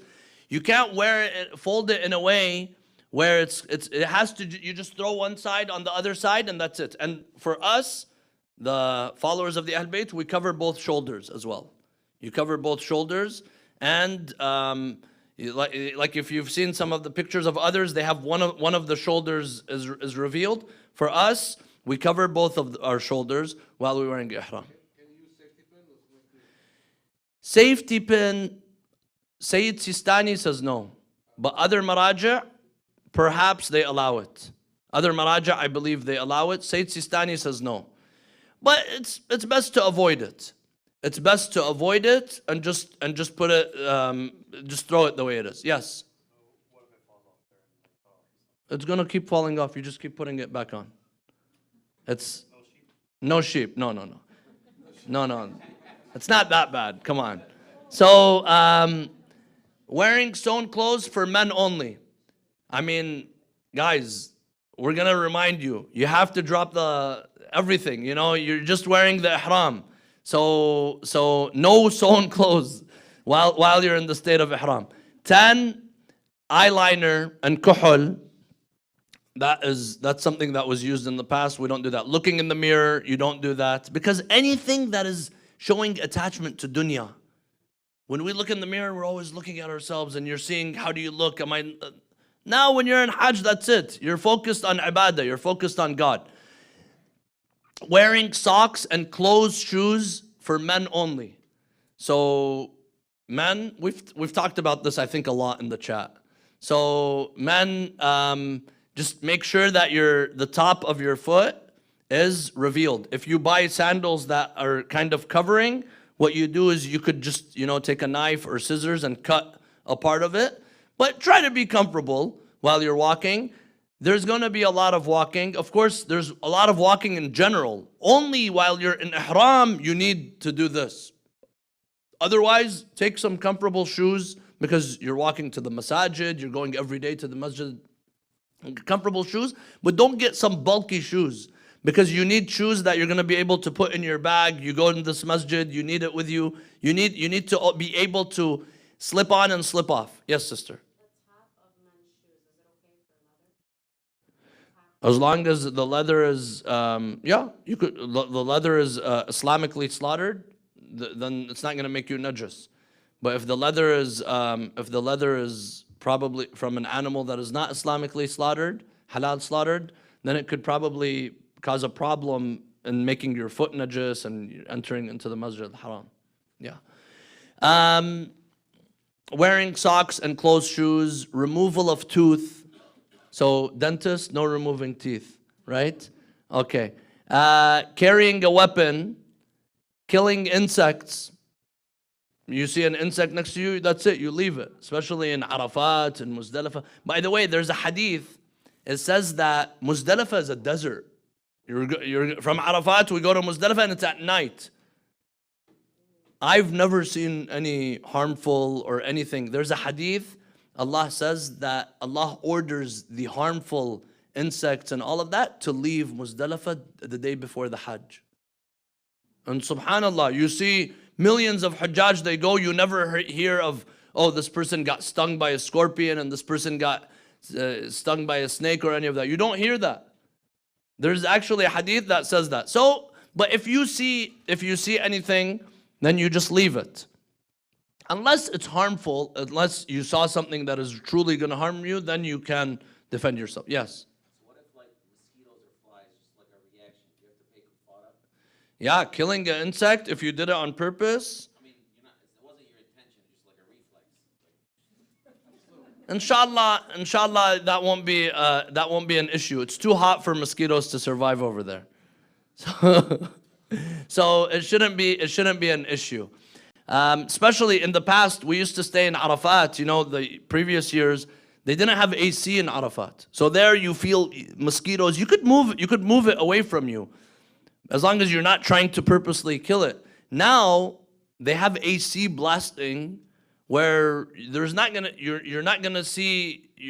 I mean, last time I went, there was AC in Arafat. There was AC in Mina. We didn't have an issue of bugs because there's a lot of wind, you know, a lot of cold air hitting. Adornment, meaning wearing jewelry and wearing, you know, all of that. Unless you wear, for example, you wear a khatam, you wear a ring, because this is something that you're accustomed to always wearing. You wear it for mustahab, then you're allowed to. Or a lady that's wearing her wedding band, for example, this is something that she's always wearing it. She's not wearing it for extra adornment. That is allowed. But bringing out extra pieces of jewelry and all of that, that is something that you should avoid doing while in the state of ihram. Yes? If you're using it as a watch, then there's nothing wrong with that. But if you're using it to show off or to kind of, you know, it's like something very expensive, fancy, you want to show it, then you should avoid doing that. So it all depends on what it's being used for. Adornment, applying lotion and oils. So that one, unless it became a problem, like it became, you know, you're walking and you really need, you know, sometimes it causes it's maybe the rubbing or all of that. So here you're allowed to as a form of medication, but not applying it before there's a problem. Once there's a problem, then you could deal with it. So shaving or removing any hair from the body. That's it. You're not allowed to do any of that while in the state of ihram. Yes, sister? No, if a hair naturally falls, there's nothing wrong with that. But you should not do something to cause the hair to fall. So even, for example, when you're drying your hair, be careful not to do something that is going to cause the hair to fall. Yeah, if you didn't make, maybe it was already, like it already fell, you know, you didn't cause it to fall, then that's not a problem. But you should avoid doing anything that is going to cause the hair to fall. Covering of head or immersing body in the water for men. So during the state of ihram, men, that's it. You uncover your head. You can't put any type of covering on your head. Covering of the face for women. So women can't cover their face. sometimes the hijab comes down, or something that is a form of covering. Any type of covering of the face is not allowed. Why? Because in the past, people of prestige, they would cover their face. So here, in the Hajj, that's it. There's no prestige. You can't cover your head for the brothers, and you can't cover your face for the sisters. After COVID, the scholars allowed people to wear masks because it became a health issue, a health scare, a health concern. If someone truly feels that they are sick and they're gonna get other people sick, especially for the brothers, wearing a mask is not an issue. But for the sisters, if it's due to a health reason, then you would be allowed to do so. But otherwise, try to avoid covering the face. Traveling under any shade for men. So this is probably, it's gonna have, being in the bus. If they put us in the bus, it's kafara for during the day. At night, the majority of the scholars, or many of the scholars, allow it. Some scholars also don't allow it at night. Sayyid Sistani, Sayyid Khamenei, Sayyid Fadlallah, they allow traveling at night as long as it's not raining or there's no severe wind. So when we're going from Medina to Mecca, if it's at night and it's not raining, then you're fine. You don't have to give the kafara. But if it was during the day, for the brothers, you entered into a bus or in a moving vehicle, then count that you have to give one kafara. You could give that later. It doesn't have to be immediately. You could wait and send it back home, wherever you want, a month later on. It's just something that you would have to do later on. So, traveling under shade, causing yourself to bleed. You can't cause yourself to bleed. Clipping of nails, to lie, swear, or brag. To lie, to swear, wallah. So this is where a lot of people struggle. Wallah, I'm so tired. Wallah, this and that. That's it. You can't say wallah. You have to be saying wallah, tallah, or billah, by swearing by the name of God, invoking the name of God. This is something that is, it has a kafara. Yes? When we travel from Azaziyah to Mecca, are we gonna be not covered with the taxi or the bus? So that's also an issue. If we arrived at night to Aziziyah, if we traveled, like we began our travel at Maghrib time, then we arrived to Aziziyah. Usually in the past, what we would do is we would arrive at night, and then before the sun comes out from the building, we go to Masjid al-Haram, so that we're not. But sometimes the group is delayed, and then the sun comes out. All the men have to give kafara. This time, if they begin the journey with us during the day, then we all have to give kafara, regardless. So each ihram, there's one kafara of being under the shade. Or traveling while the shade. So maybe the second time when we do the Hajj, if they also put us during the day, which we will try to avoid because we go to Arafat at night. But if they ended up putting us during the day, then there's another kafara for the second ihram. Clipping of the nails, to lie, swear, or brag. Swear or brag. These people are better than these people. This community is better than this community. None of that. And arguments. Debating with people. This is something. فَلَا رَفَثَ وَلَا فُسُوقَ وَلَا جِدَالَ فِي الْحَاجِ. So for women, can we brush our hair if knowing combing will put hair out naturally? Then no, you don't comb your hair, because if you know it's going to make the hair fall off. Okay, good. Can we go to the next slide, please? So now, the tawaf. The tawaf, when we enter into Mecca, you're going to see the Kaaba right in front of you. Now the Kaaba has several corners. The Kaaba has the corner of the Hajar al-Aswad, the black stone. And that's the one that is right by the door of the Kaaba. And then you have that gold, it's about 100 feet or 200 feet from the Kaaba. That's called Maqam Ibrahim. So after you do tawaf around the Kaaba, you have to go and do salah behind Maqam Ibrahim. Now when we enter into the haram, you're going to see, because the black stone, that's where the tawaf begins. So how are we going to begin the tawaf? People are all walking. The tawaf is walking counterclockwise around the Kaaba. Counterclockwise. And when you do tawaf, your left shoulder has to always be towards the direction of the Kaaba. So the Kaaba is here, I'm walking like this. I'm walking like this, where my left shoulder is always to the Kaaba. If I do this in the middle of the tawaf, and the Kaaba is behind me, those 2 steps that I took, that was not a part of the tawaf. I have to immediately take a step back, fix myself, and then make sure my shoulder is towards the Kaaba. So, yes. So that's going to be where, when I'm talking to people, when we do the Umrah, I'm like, watch your shoulder. We could talk during the tawaf with the group. Some people, they're in a whole different world. They're taking selfies and they're doing all this stuff. So during tawaf, you do what you're supposed to do. You put your left shoulder always to the Kaaba. So everyone's walking around the Kaaba. You just walk with everyone. You can't turn your back in the middle of the tawaf. If you turned your back in the middle of the tawaf and you took a step, then that means you didn't perform the tawaf correctly. You have to immediately fix yourself and put your shoulder to the Kaaba. If you got moved around because it's something that's not in your control, then that's okay. But you have to try to fix yourself and put your shoulder always to the Kaaba. Are you allowed to turn your neck? Yes. You're allowed to look this way or that way. But you be careful, because sometimes when you're looking this way, what do? Your shoulder automatically turns. I'm looking this way, my shoulder turned this way. So you be careful. And we just walk around the Kaaba. So how are we going to enter into the tawaf? People are walking in the tawaf. So what I need to do is I need to start probably 1 corner or 2 corners. 2 corners before I put myself in motion, and then I'm walking with the people. Because when I enter into Masjid al-Haram, people are all walking this way around the Kaaba.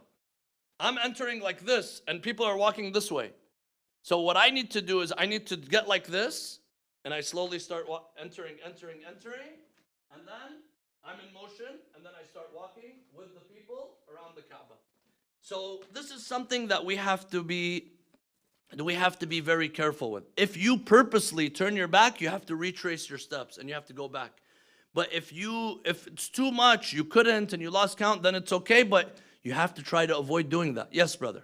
What opportunity do we get to actually go and touch? Okay, a very important question. During the tawaf, don't touch the Kaaba. Don't touch Hijr Ismail.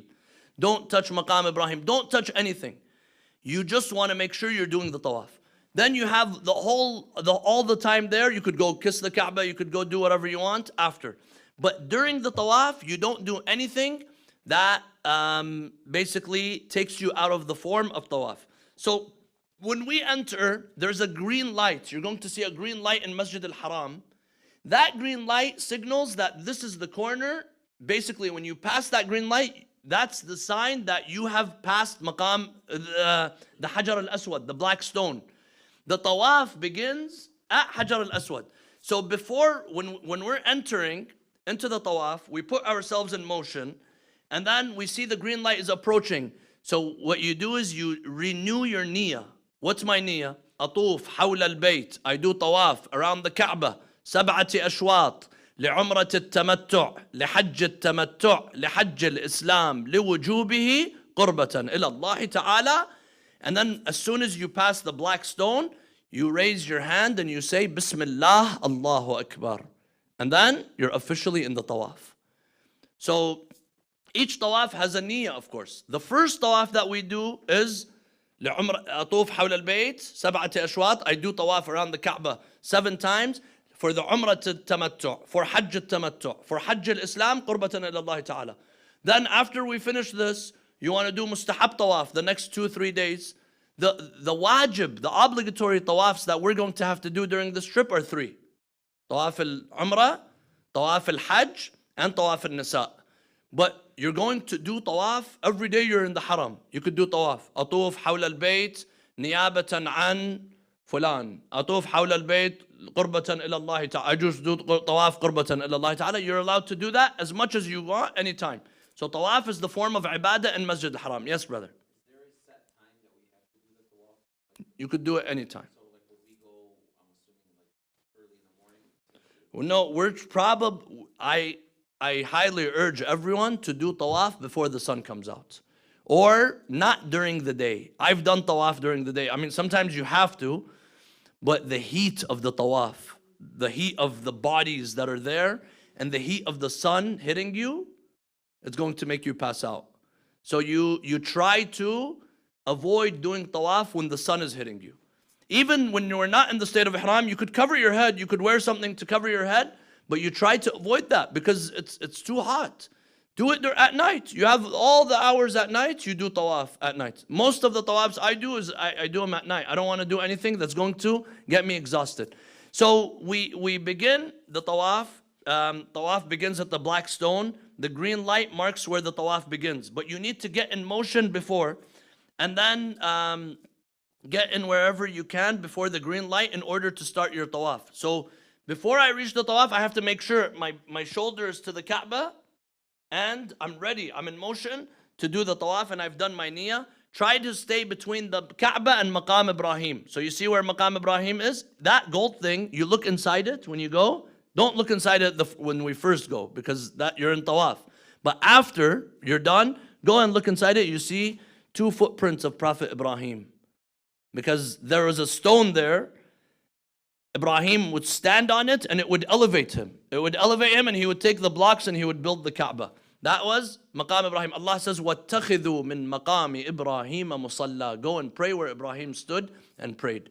So then when you go and you pass, you see that half circle by the Kaaba?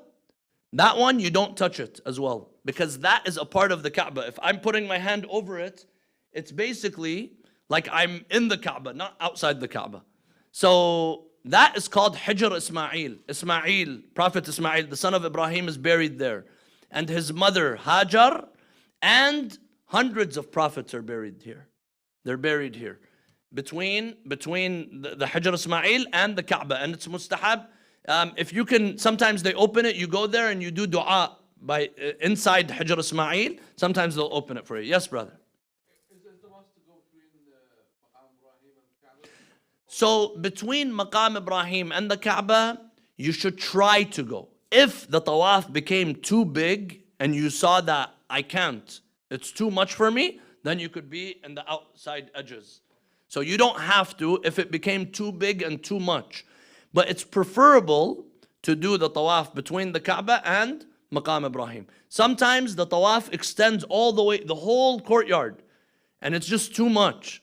So sometimes I tried to do it inside, but if we have a big group, we might have to do it outside. It's okay, scholars allow it.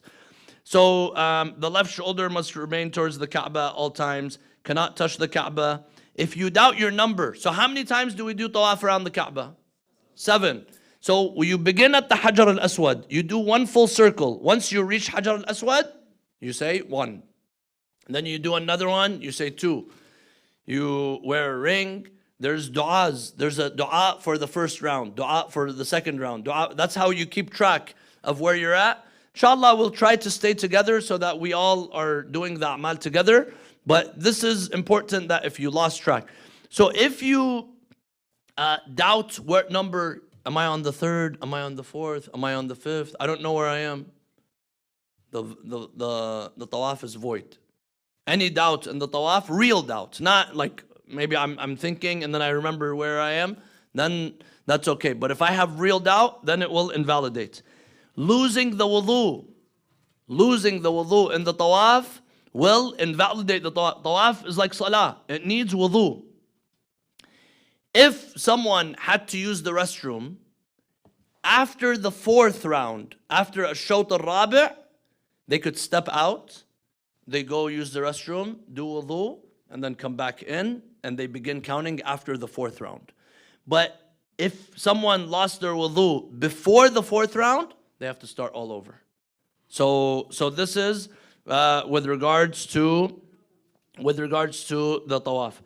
And if you're re-entering, you renew the intention when re-entering. Yes, sister. You said if we lost track and invalidates our tawaf, do we have to step out and get back in, or we can stay going with the crowd and then wait until we see the start again?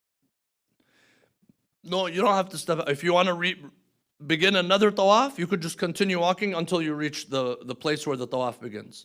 Yes, the Hajar al-Aswad. Yes. So this is the Kaaba. Can we go to the next slide, please?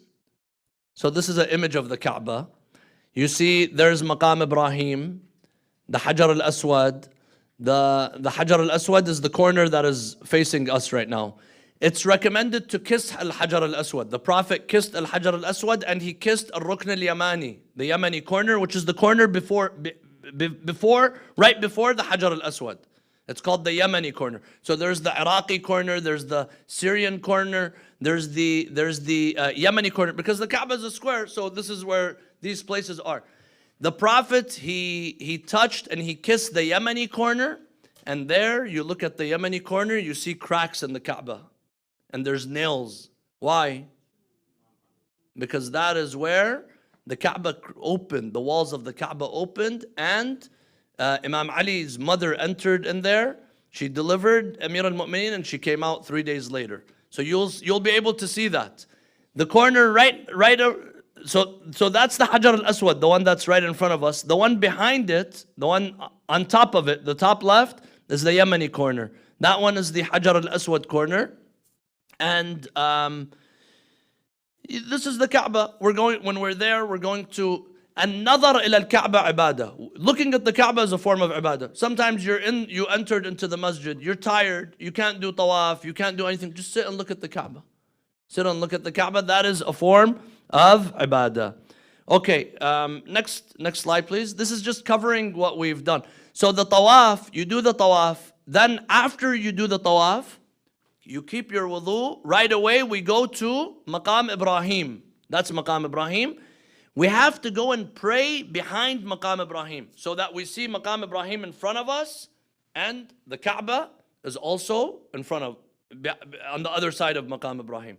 Anywhere, whereas, for example, Maqam Ibrahim is here, but then the Kaaba is that way, you have to go and pray 2 rak'ahs behind Maqam Ibrahim. So you say, Asalli rak'atayn, salat, tawaf, umrat al-tamattu', hajj al-tamattu', hajj al-islam, qurbatan ila Allah ta'ala. Any tawaf that you do is 7 rounds and 2 rak'ahs. Can someone, for example, I'm tired today, can I do tawaf just 1 round around the Kaaba? No. Can I do 6 rounds? No. Today I feel like I have more energy, can I do 10 rounds? No. Tawaf means 7 times and 2 rak'ah prayer behind Maqam Ibrahim. When you do the recommended tawaf, like the nights we go to the Haram, by Maqam Ibrahim, it's very crowded because everyone who does their tawaf, they have to go pray behind Maqam Ibrahim. When you do the recommended tawaf, you could pray anywhere. Anywhere face the Kaaba. But when you do the wajib tawaf, those 3 tawafs, we will make sure we enter into Maqam Ibrahim. Now, not enter in Maqam Ibrahim, but we see where Maqam Ibrahim is in front of us and the Kaaba is on the other side. Now, something you're going to see that is strange. You're going to go and you want to pray, and you see 5 ladies praying in front of you for the guys. Are you allowed to pray there? Yes.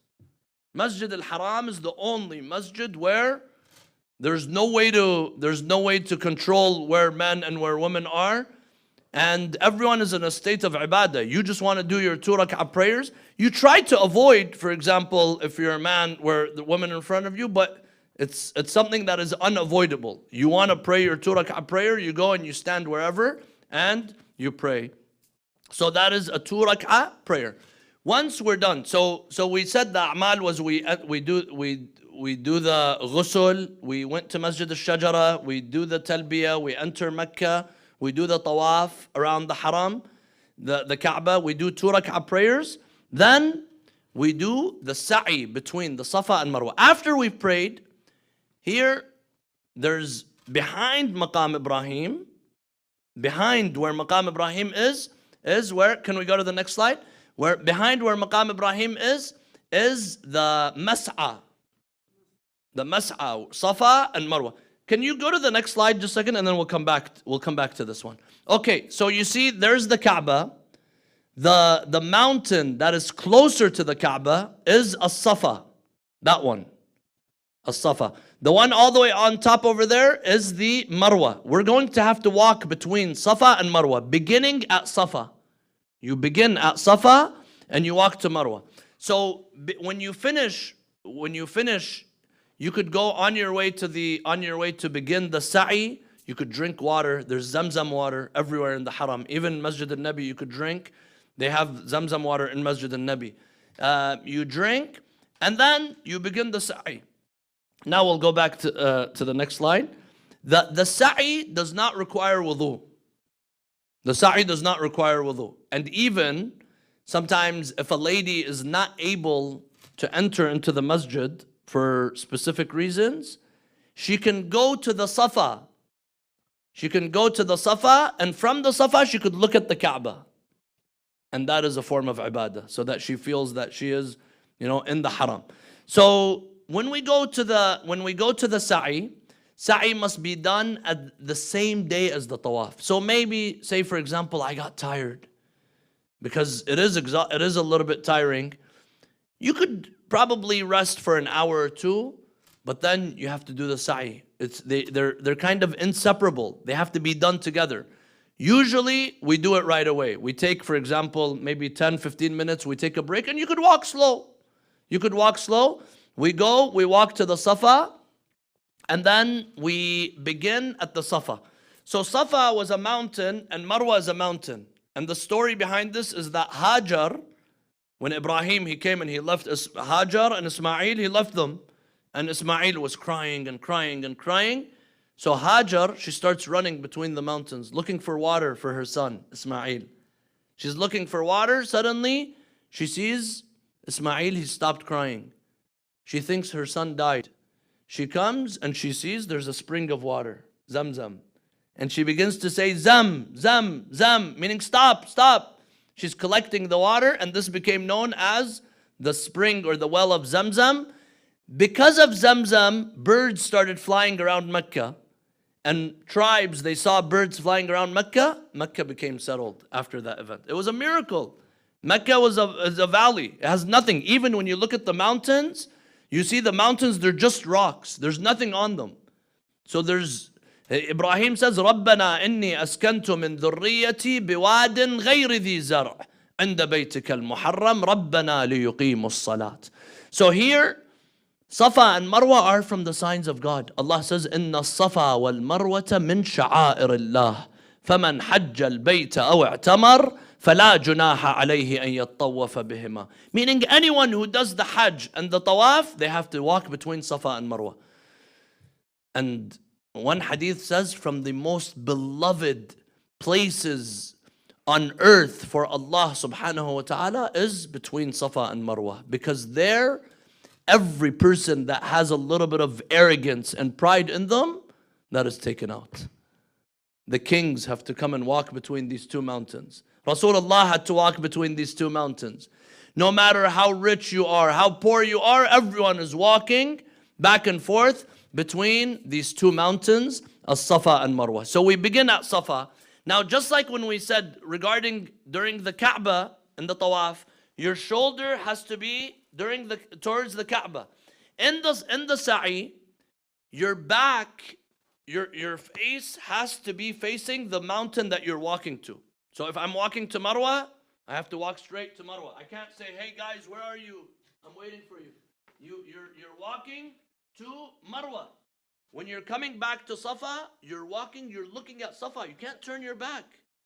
Even when you want to signal to someone, you tell them, I'm here. You could talk, but you can't turn your back in any way, because if I turn my back and I'm walking, then that means I'm not doing the sa'i correctly.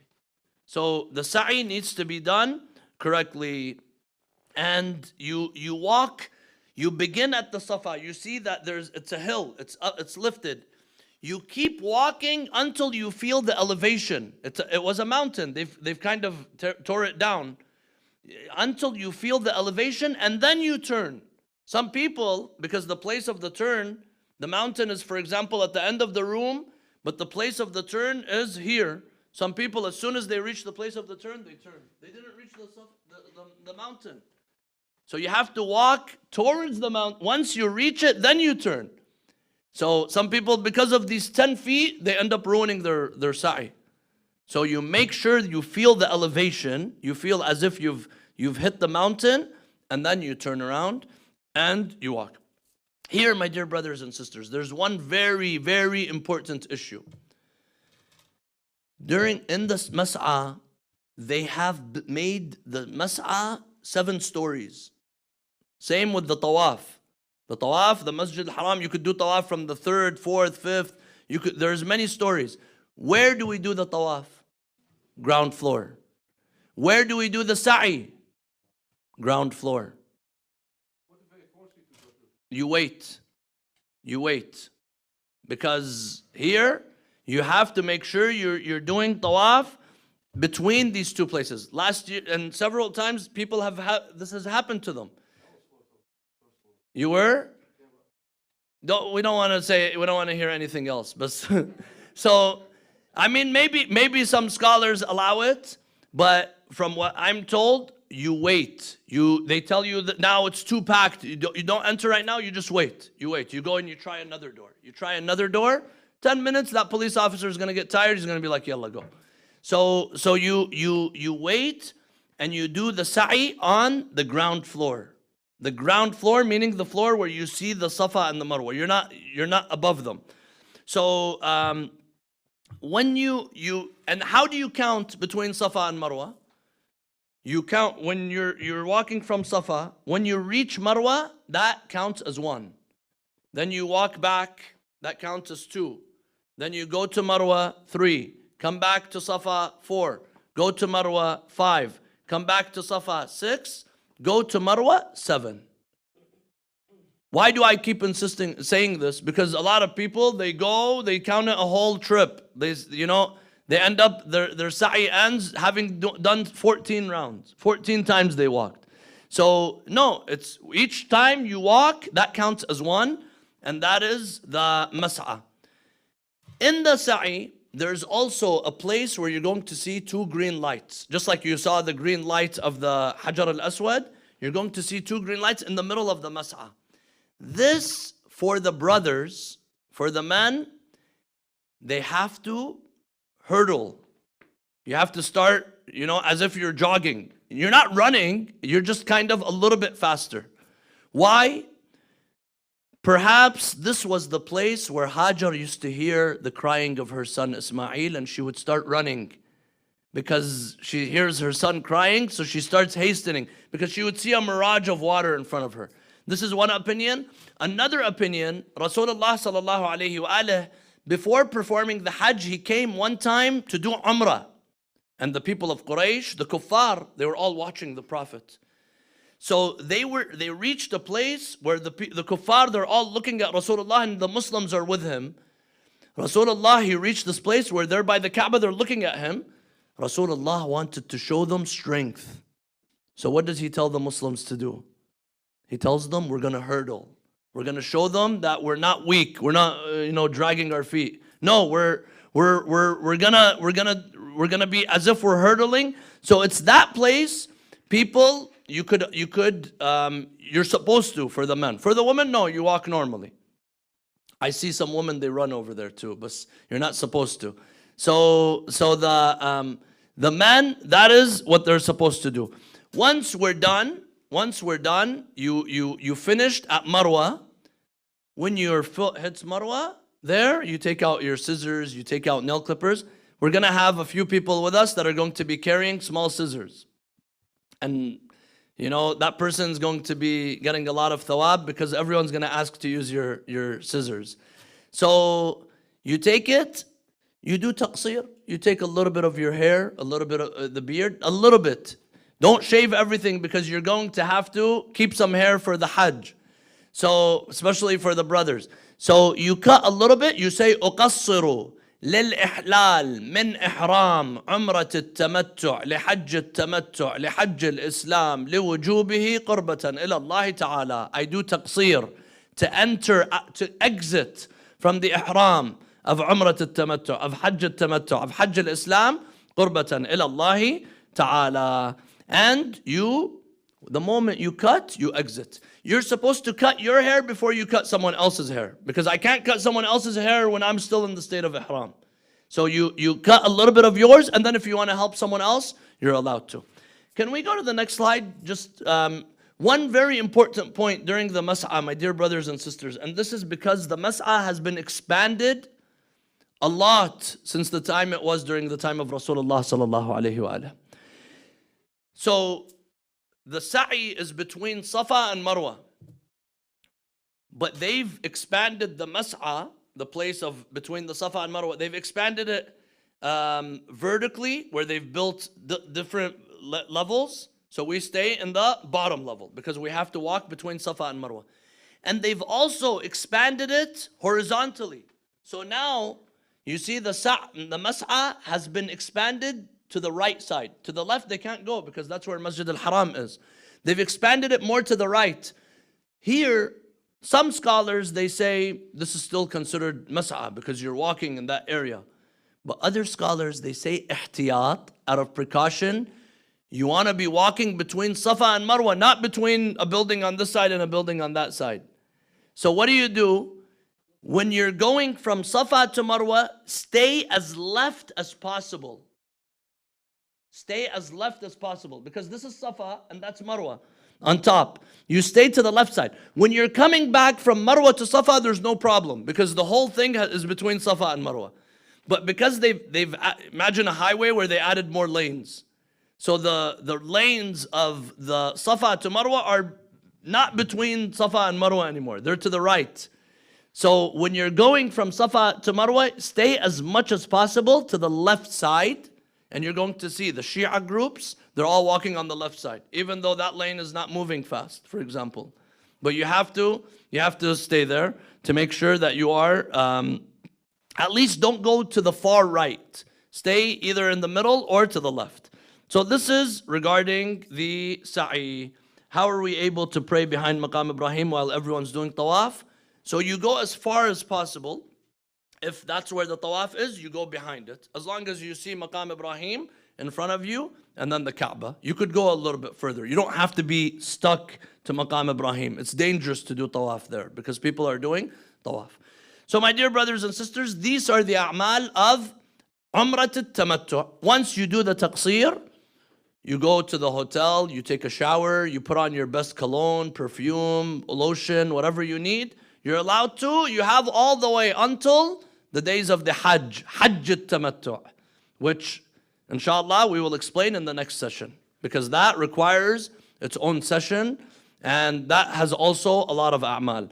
Any questions as for Umrat al-Tamattu'? Yes, Sister Mana. During these parts, what are the chances that we'll still be together, stay together in the crowds of Tawaf and back and forth between the mountains? So some people, they just walk like they don't follow instructions. They're going to get lost for sure. If you try to stay with the group, you will be with the group. But it's not easy because this happens probably every year. We enter into the tawaf as one big giant group.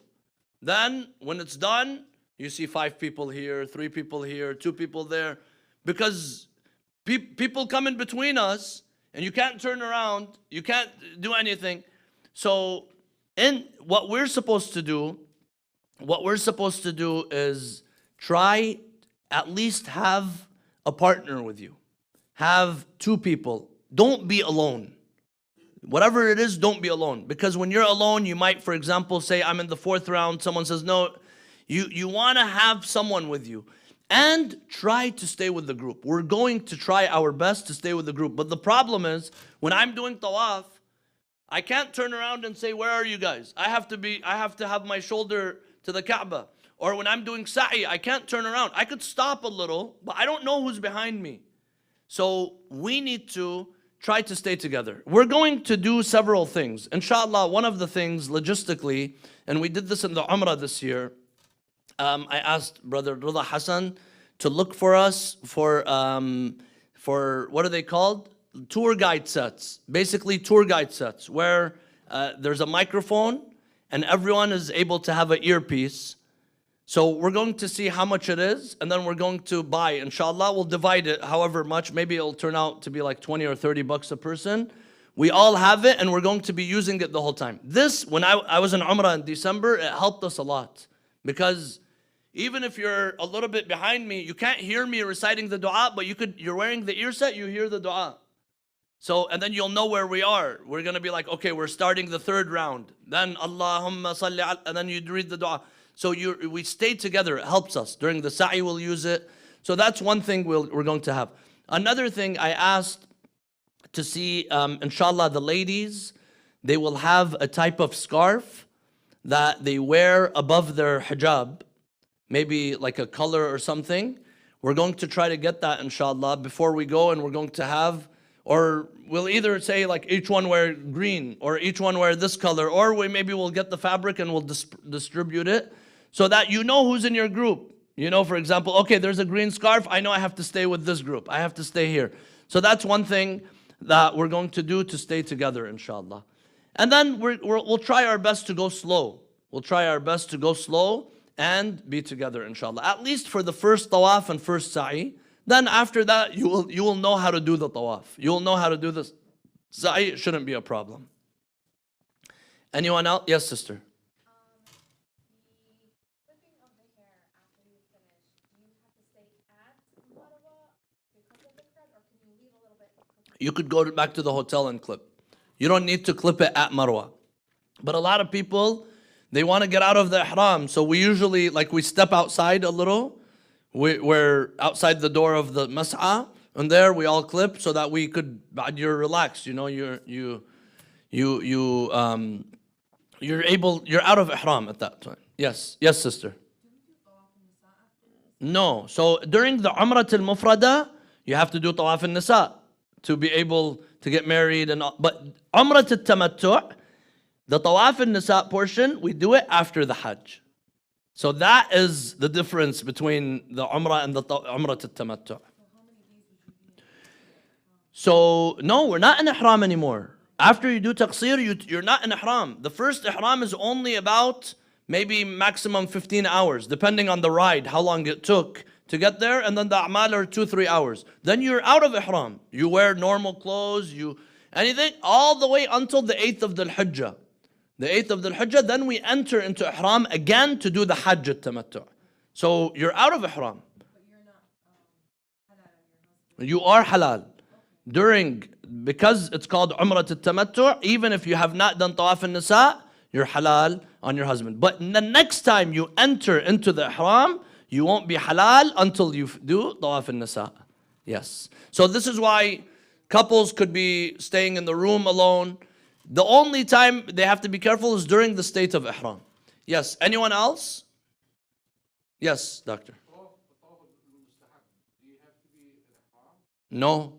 Tawaf al-mustahab, you don't have to be in ihram. Forced you to wear the ihram. So now, since COVID, to make more space for people, because the Masjid al-Haram is getting so crowded, one of the rules that they've put in place, they won't allow a man to enter into the ground floor unless they're wearing the ihram. Women, you could enter whenever you want. You could enter, no one's gonna ask you anything. But if I'm wearing, for example, normal clothes, and I want to enter, they'll tell me you go upstairs. You go upstairs. There's a huge, you could go upstairs and pray, and you could look at the Kaaba from far. But you don't have the view of the ground floor, where you are looking at the Kaaba. So sometimes what some people do, they don't do the niyyah of the ihram, but they just take the ihram and they put it on them, so that they enter into the ground floor. Yes. But you're not officially in the state of ihram. Yes. Anyone else? My mom is asking, what's the difference between Umrah al-Tamattu' and the regular Umrah? The regular Umrah can be done anytime, but Umrah al-Tamattu' is the Umrah that is done before the Hajj. It's basically, it's the one that is, it's attached to the Hajj. If Imam al-Hussein, he did Umrah al-Tamattu', and then the 8th of Dhul Hijjah, Imam al-Hussein decided to go to Iraq. He was waiting the day before, يوم قبل عرفة, يوم التروية, Imam al-Hussein طلع راح العراق. So what did Imam al-Hussein do? He had done Umrah al-Tamattu'. What he did was he changed the niyyah to Umrah Mufrada, and he did Tawaf al-Nisa, and then he left. So, but because we're doing the Hajj, we're going to leave Tawaf al-Nisa for after the Hajj, inshallah. Yes. Yes. Is there going to be like a form with all the niyyahs on it in Arabic and English, just so like we don't I will send, we'll try to make a form, inshallah. We're going to try to make a form for everything. Rida Hassan we're going to work on that together, inshallah. And this PowerPoint, I'm going to share it with everyone as well. All the information, I'm going to share it with everyone. We're going to share the niyyah of everything that you need to do, inshallah, inshallah. And that book that I sent, that book by my uncle, Sayyid Mustafa, it has all the niyyahs for everything as well. Yes. Yes.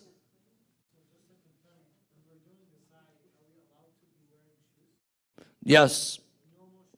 During sa'i you're allowed to, except when you're muhrim. Because you're muhrim, you can't wear normal shoes, but you could wear sandals. But the next time you do sa'i, because during the Hajj we do 3 wajib tawafs and 2 sa'is. The next time you do sa'i, you're not going to be muhrim, because you took off the ihram in Mina. You did the shaving and you took off the ihram in Mina. But you have tawaf al-Hajj, you wear normal clothes and you do the tawaf, and you have the sa'i of the Hajj. That one you wear normal clothes. You could wear normal shoes. But generally you see people, because it's a part of the greater masjid area, they're either barefoot or they're wearing like clean slippers, not shoes or something like that. Yes. Anyone else? Okay, we'll unmute on Zoom. Someone had a question about, are we able to ask a follow-up question from last week's class regarding khums? If you want, unmute yourself and ask, or type it up. Okay, does anyone else? Yes, sister. I have a question about the dates. You said that we're leaving Medina on the 2nd of June, which is the Hajj 6th, I believe so, yes. and then we're doing Umrah to Mecca on the 4th of June, which is the Hajj 8th. Just a second. So June 2nd, I looked at the nusuk. I think it shows June 2nd, we go to, from Medina to Mecca, June 2nd. So then we have all the way until the 8th of the Hijjah, which is, on this calendar it shows Thursday, but in Saudi Arabia they might be one day before, I don't know. So it might be Wednesday night. So that means from the Umrah to the Hajj, we don't have that much time. So there, the 8th of the Hijjah, the 8th of the Hijjah, at night we wear the ihram again. And once we wear the ihram again, we go to Arafat. And then we'll talk about all of that inshallah next week. No, 8th of the Hijjah. 8th of the Hijjah, which is June 4th, it looks like. Yes. Yes, Hajj Rada.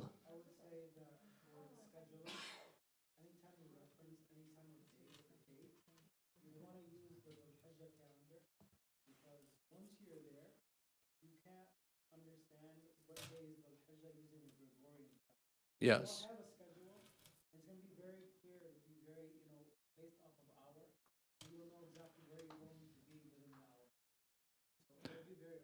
Okay. Now, several questions that came on Zoom. Can you explain what one should do if they've never paid khums? So you have to begin paying khums.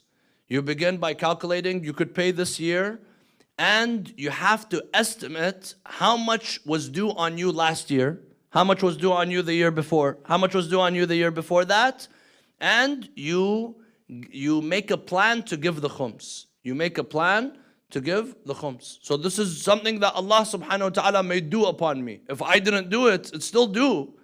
It's still due upon me, and I have to try to figure out how to give it. Sometimes what they do, in some cases, they do musalaha, meaning they have to give $50,000, for example. They don't have $50,000. They take $5,000, they give it to the faqih. They give it, he gives it back to them. They give it, he gives it back. But then, this is just to kind of clear their consciousness, but they still have to come and give that later on. They still have to give that at the time. Or they make a commitment to do it in payments, that they will give it to this cause. Can you use electronic sibha counter during tawaf? Yes. When will we start booking for the Rawda? Probably 1 week before it opens. So now if you look, you see for next week. So 1 week before it opens, we will send a message in the group that it has opened. Do the men do tawaf again to help the women, or do we do it all together? we will do it all together, inshallah. We will all go in together. So either we go in as one big group, or we try to divide ourselves into groups. Maybe some of the men are able to, they already know, they've gone before, they could take a group. But we will try to go together, inshallah. And I've seen large groups, if they're organized, if they decide on staying together, if they're wearing the same thing, they could stay together. But if you go in and people are walking on their own, then you will get lost. But what we're going to do is we're going to explain everyone the whole process of what you need to do. So just in case you lost the group, you know what you need to do, and you're counting on your own. How can we ensure the money we use for Hajj this year is mukhammas, despite needing to do a plan to pay past khums? So the money that you paid this year, so for example, if this year Hajj was $10,000, if you give khums on $15,000, what's 1/5 of 15? You give that, what's 1/5 of 15? 3,000. You gave 3,000, you have 12,000. 12,000, that is more than the money that you spent on the Hajj. That 12,000 is mukhammas money, then you're sure that money is mukhammas. Even though you have other money that's due on you that you need to give khums, but at least you know that this money that you're going to Hajj with is all mukhammas money. Do we need to retrace our steps if we get moved by others during tawaf? It's going to be really difficult to do so. That's why if it was like something not intentional, you don't need to. But if you really stopped the tawaf and you turned around and you started, doing things, then yeah, the tawaf becomes invalid. So, and you would have to retrace yourself if you're able to. But you're not going to be able to because people are just moving. You can't stop the tawaf. People are moving. Okay. Anyone else? Yes, Hajj Rada.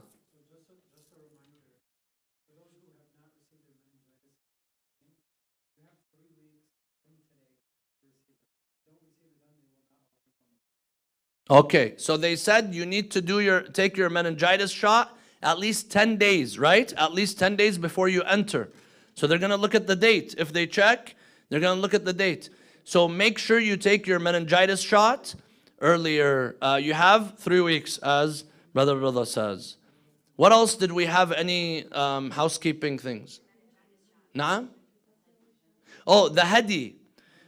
When we do the Hajj, inshallah we will cover this next week, but I spoke with Sheikh Fuad. They found a Shia group that are going to do our slaughtering, because every person on the day of Eid, they have to make one sacrifice. That is going to be, he told me, is about $250. So everyone, take $250, you put it in an envelope, you write, this is for the sacrifice. Then the group, whoever is going to be taking care of the sacrificing for us, they're going to come to us in Medina, in the hotel. Each person is going to have to tell that person, I give you permission to slaughter on my behalf. You give him niyaba, wakala, to slaughter on your behalf. He says, I accept. He takes the money from you and he puts your name on the list.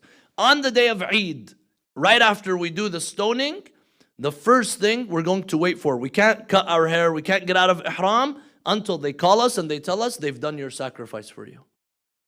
So, naam. But we give the money in Medina because they need to go and buy, because all the Hujjaj are buying sheep. So they need to go and buy, they need to go and reserve their place and everything. So that he told me the price is $250. You put that in an envelope, you make sure you brought $250 so that you give that right away. Yes, $250 US. Yes, sister. Will that need to be said in Arabic? No, you just tell him I give you permission to slaughter on my behalf. Yes. So can my wife hold on to me during tawaf, or is that not halal? No, it is halal. You could hold your wife during the tawaf. As long as there's no lustful holding, no intimacy, any of that, then there's nothing wrong with that. But a man is able to help his wife, his sister, all of that, there's nothing wrong with that. Will they send any of the qurbani to Gaza, Lebanon, or no? Unfortunately, no.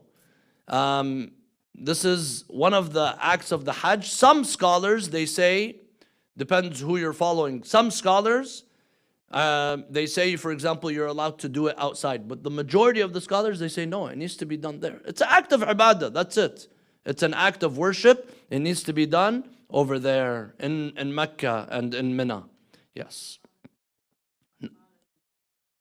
But the kafara, for example, you did something, you have kafara, that one you could do it outside. So if you're going to have a lot of kafarat, save them and feed the poor people that are going to be in need.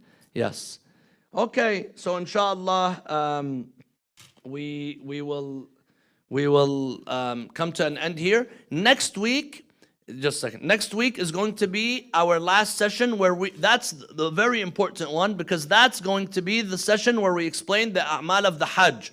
Arafat, Muzdalifah, Mina, the 3 days of the Rami, the Tawaf al-Hajj, the Sa'i. There are some things that we need to discuss, inshallah. So make sure this session, if you did not follow the sessions, make sure you hear this again if you have to. And the next session, these are the two important ones. Yes, sister. You don't need to turn in the Islamic will. That's between you and yourself, yeah. Then you could call me, I could help you fill it out, or we could set up a meeting. I could help you fill it out. But that's something between you and whoever signs it for you. You keep it in a safe place. That's between you and your family. Yes. Yes. Okay. Walhamdulillahi Rabbil Alameen. Wa sallallahu ala Muhammadin wa ala ahli baytihi at-tayyibin at-tahirin. Allahumma salli ala Muhammad wa ali Muhammad. Allahumma salli ala Muhammadin wa ali Muhammad. You ended it, Hajj?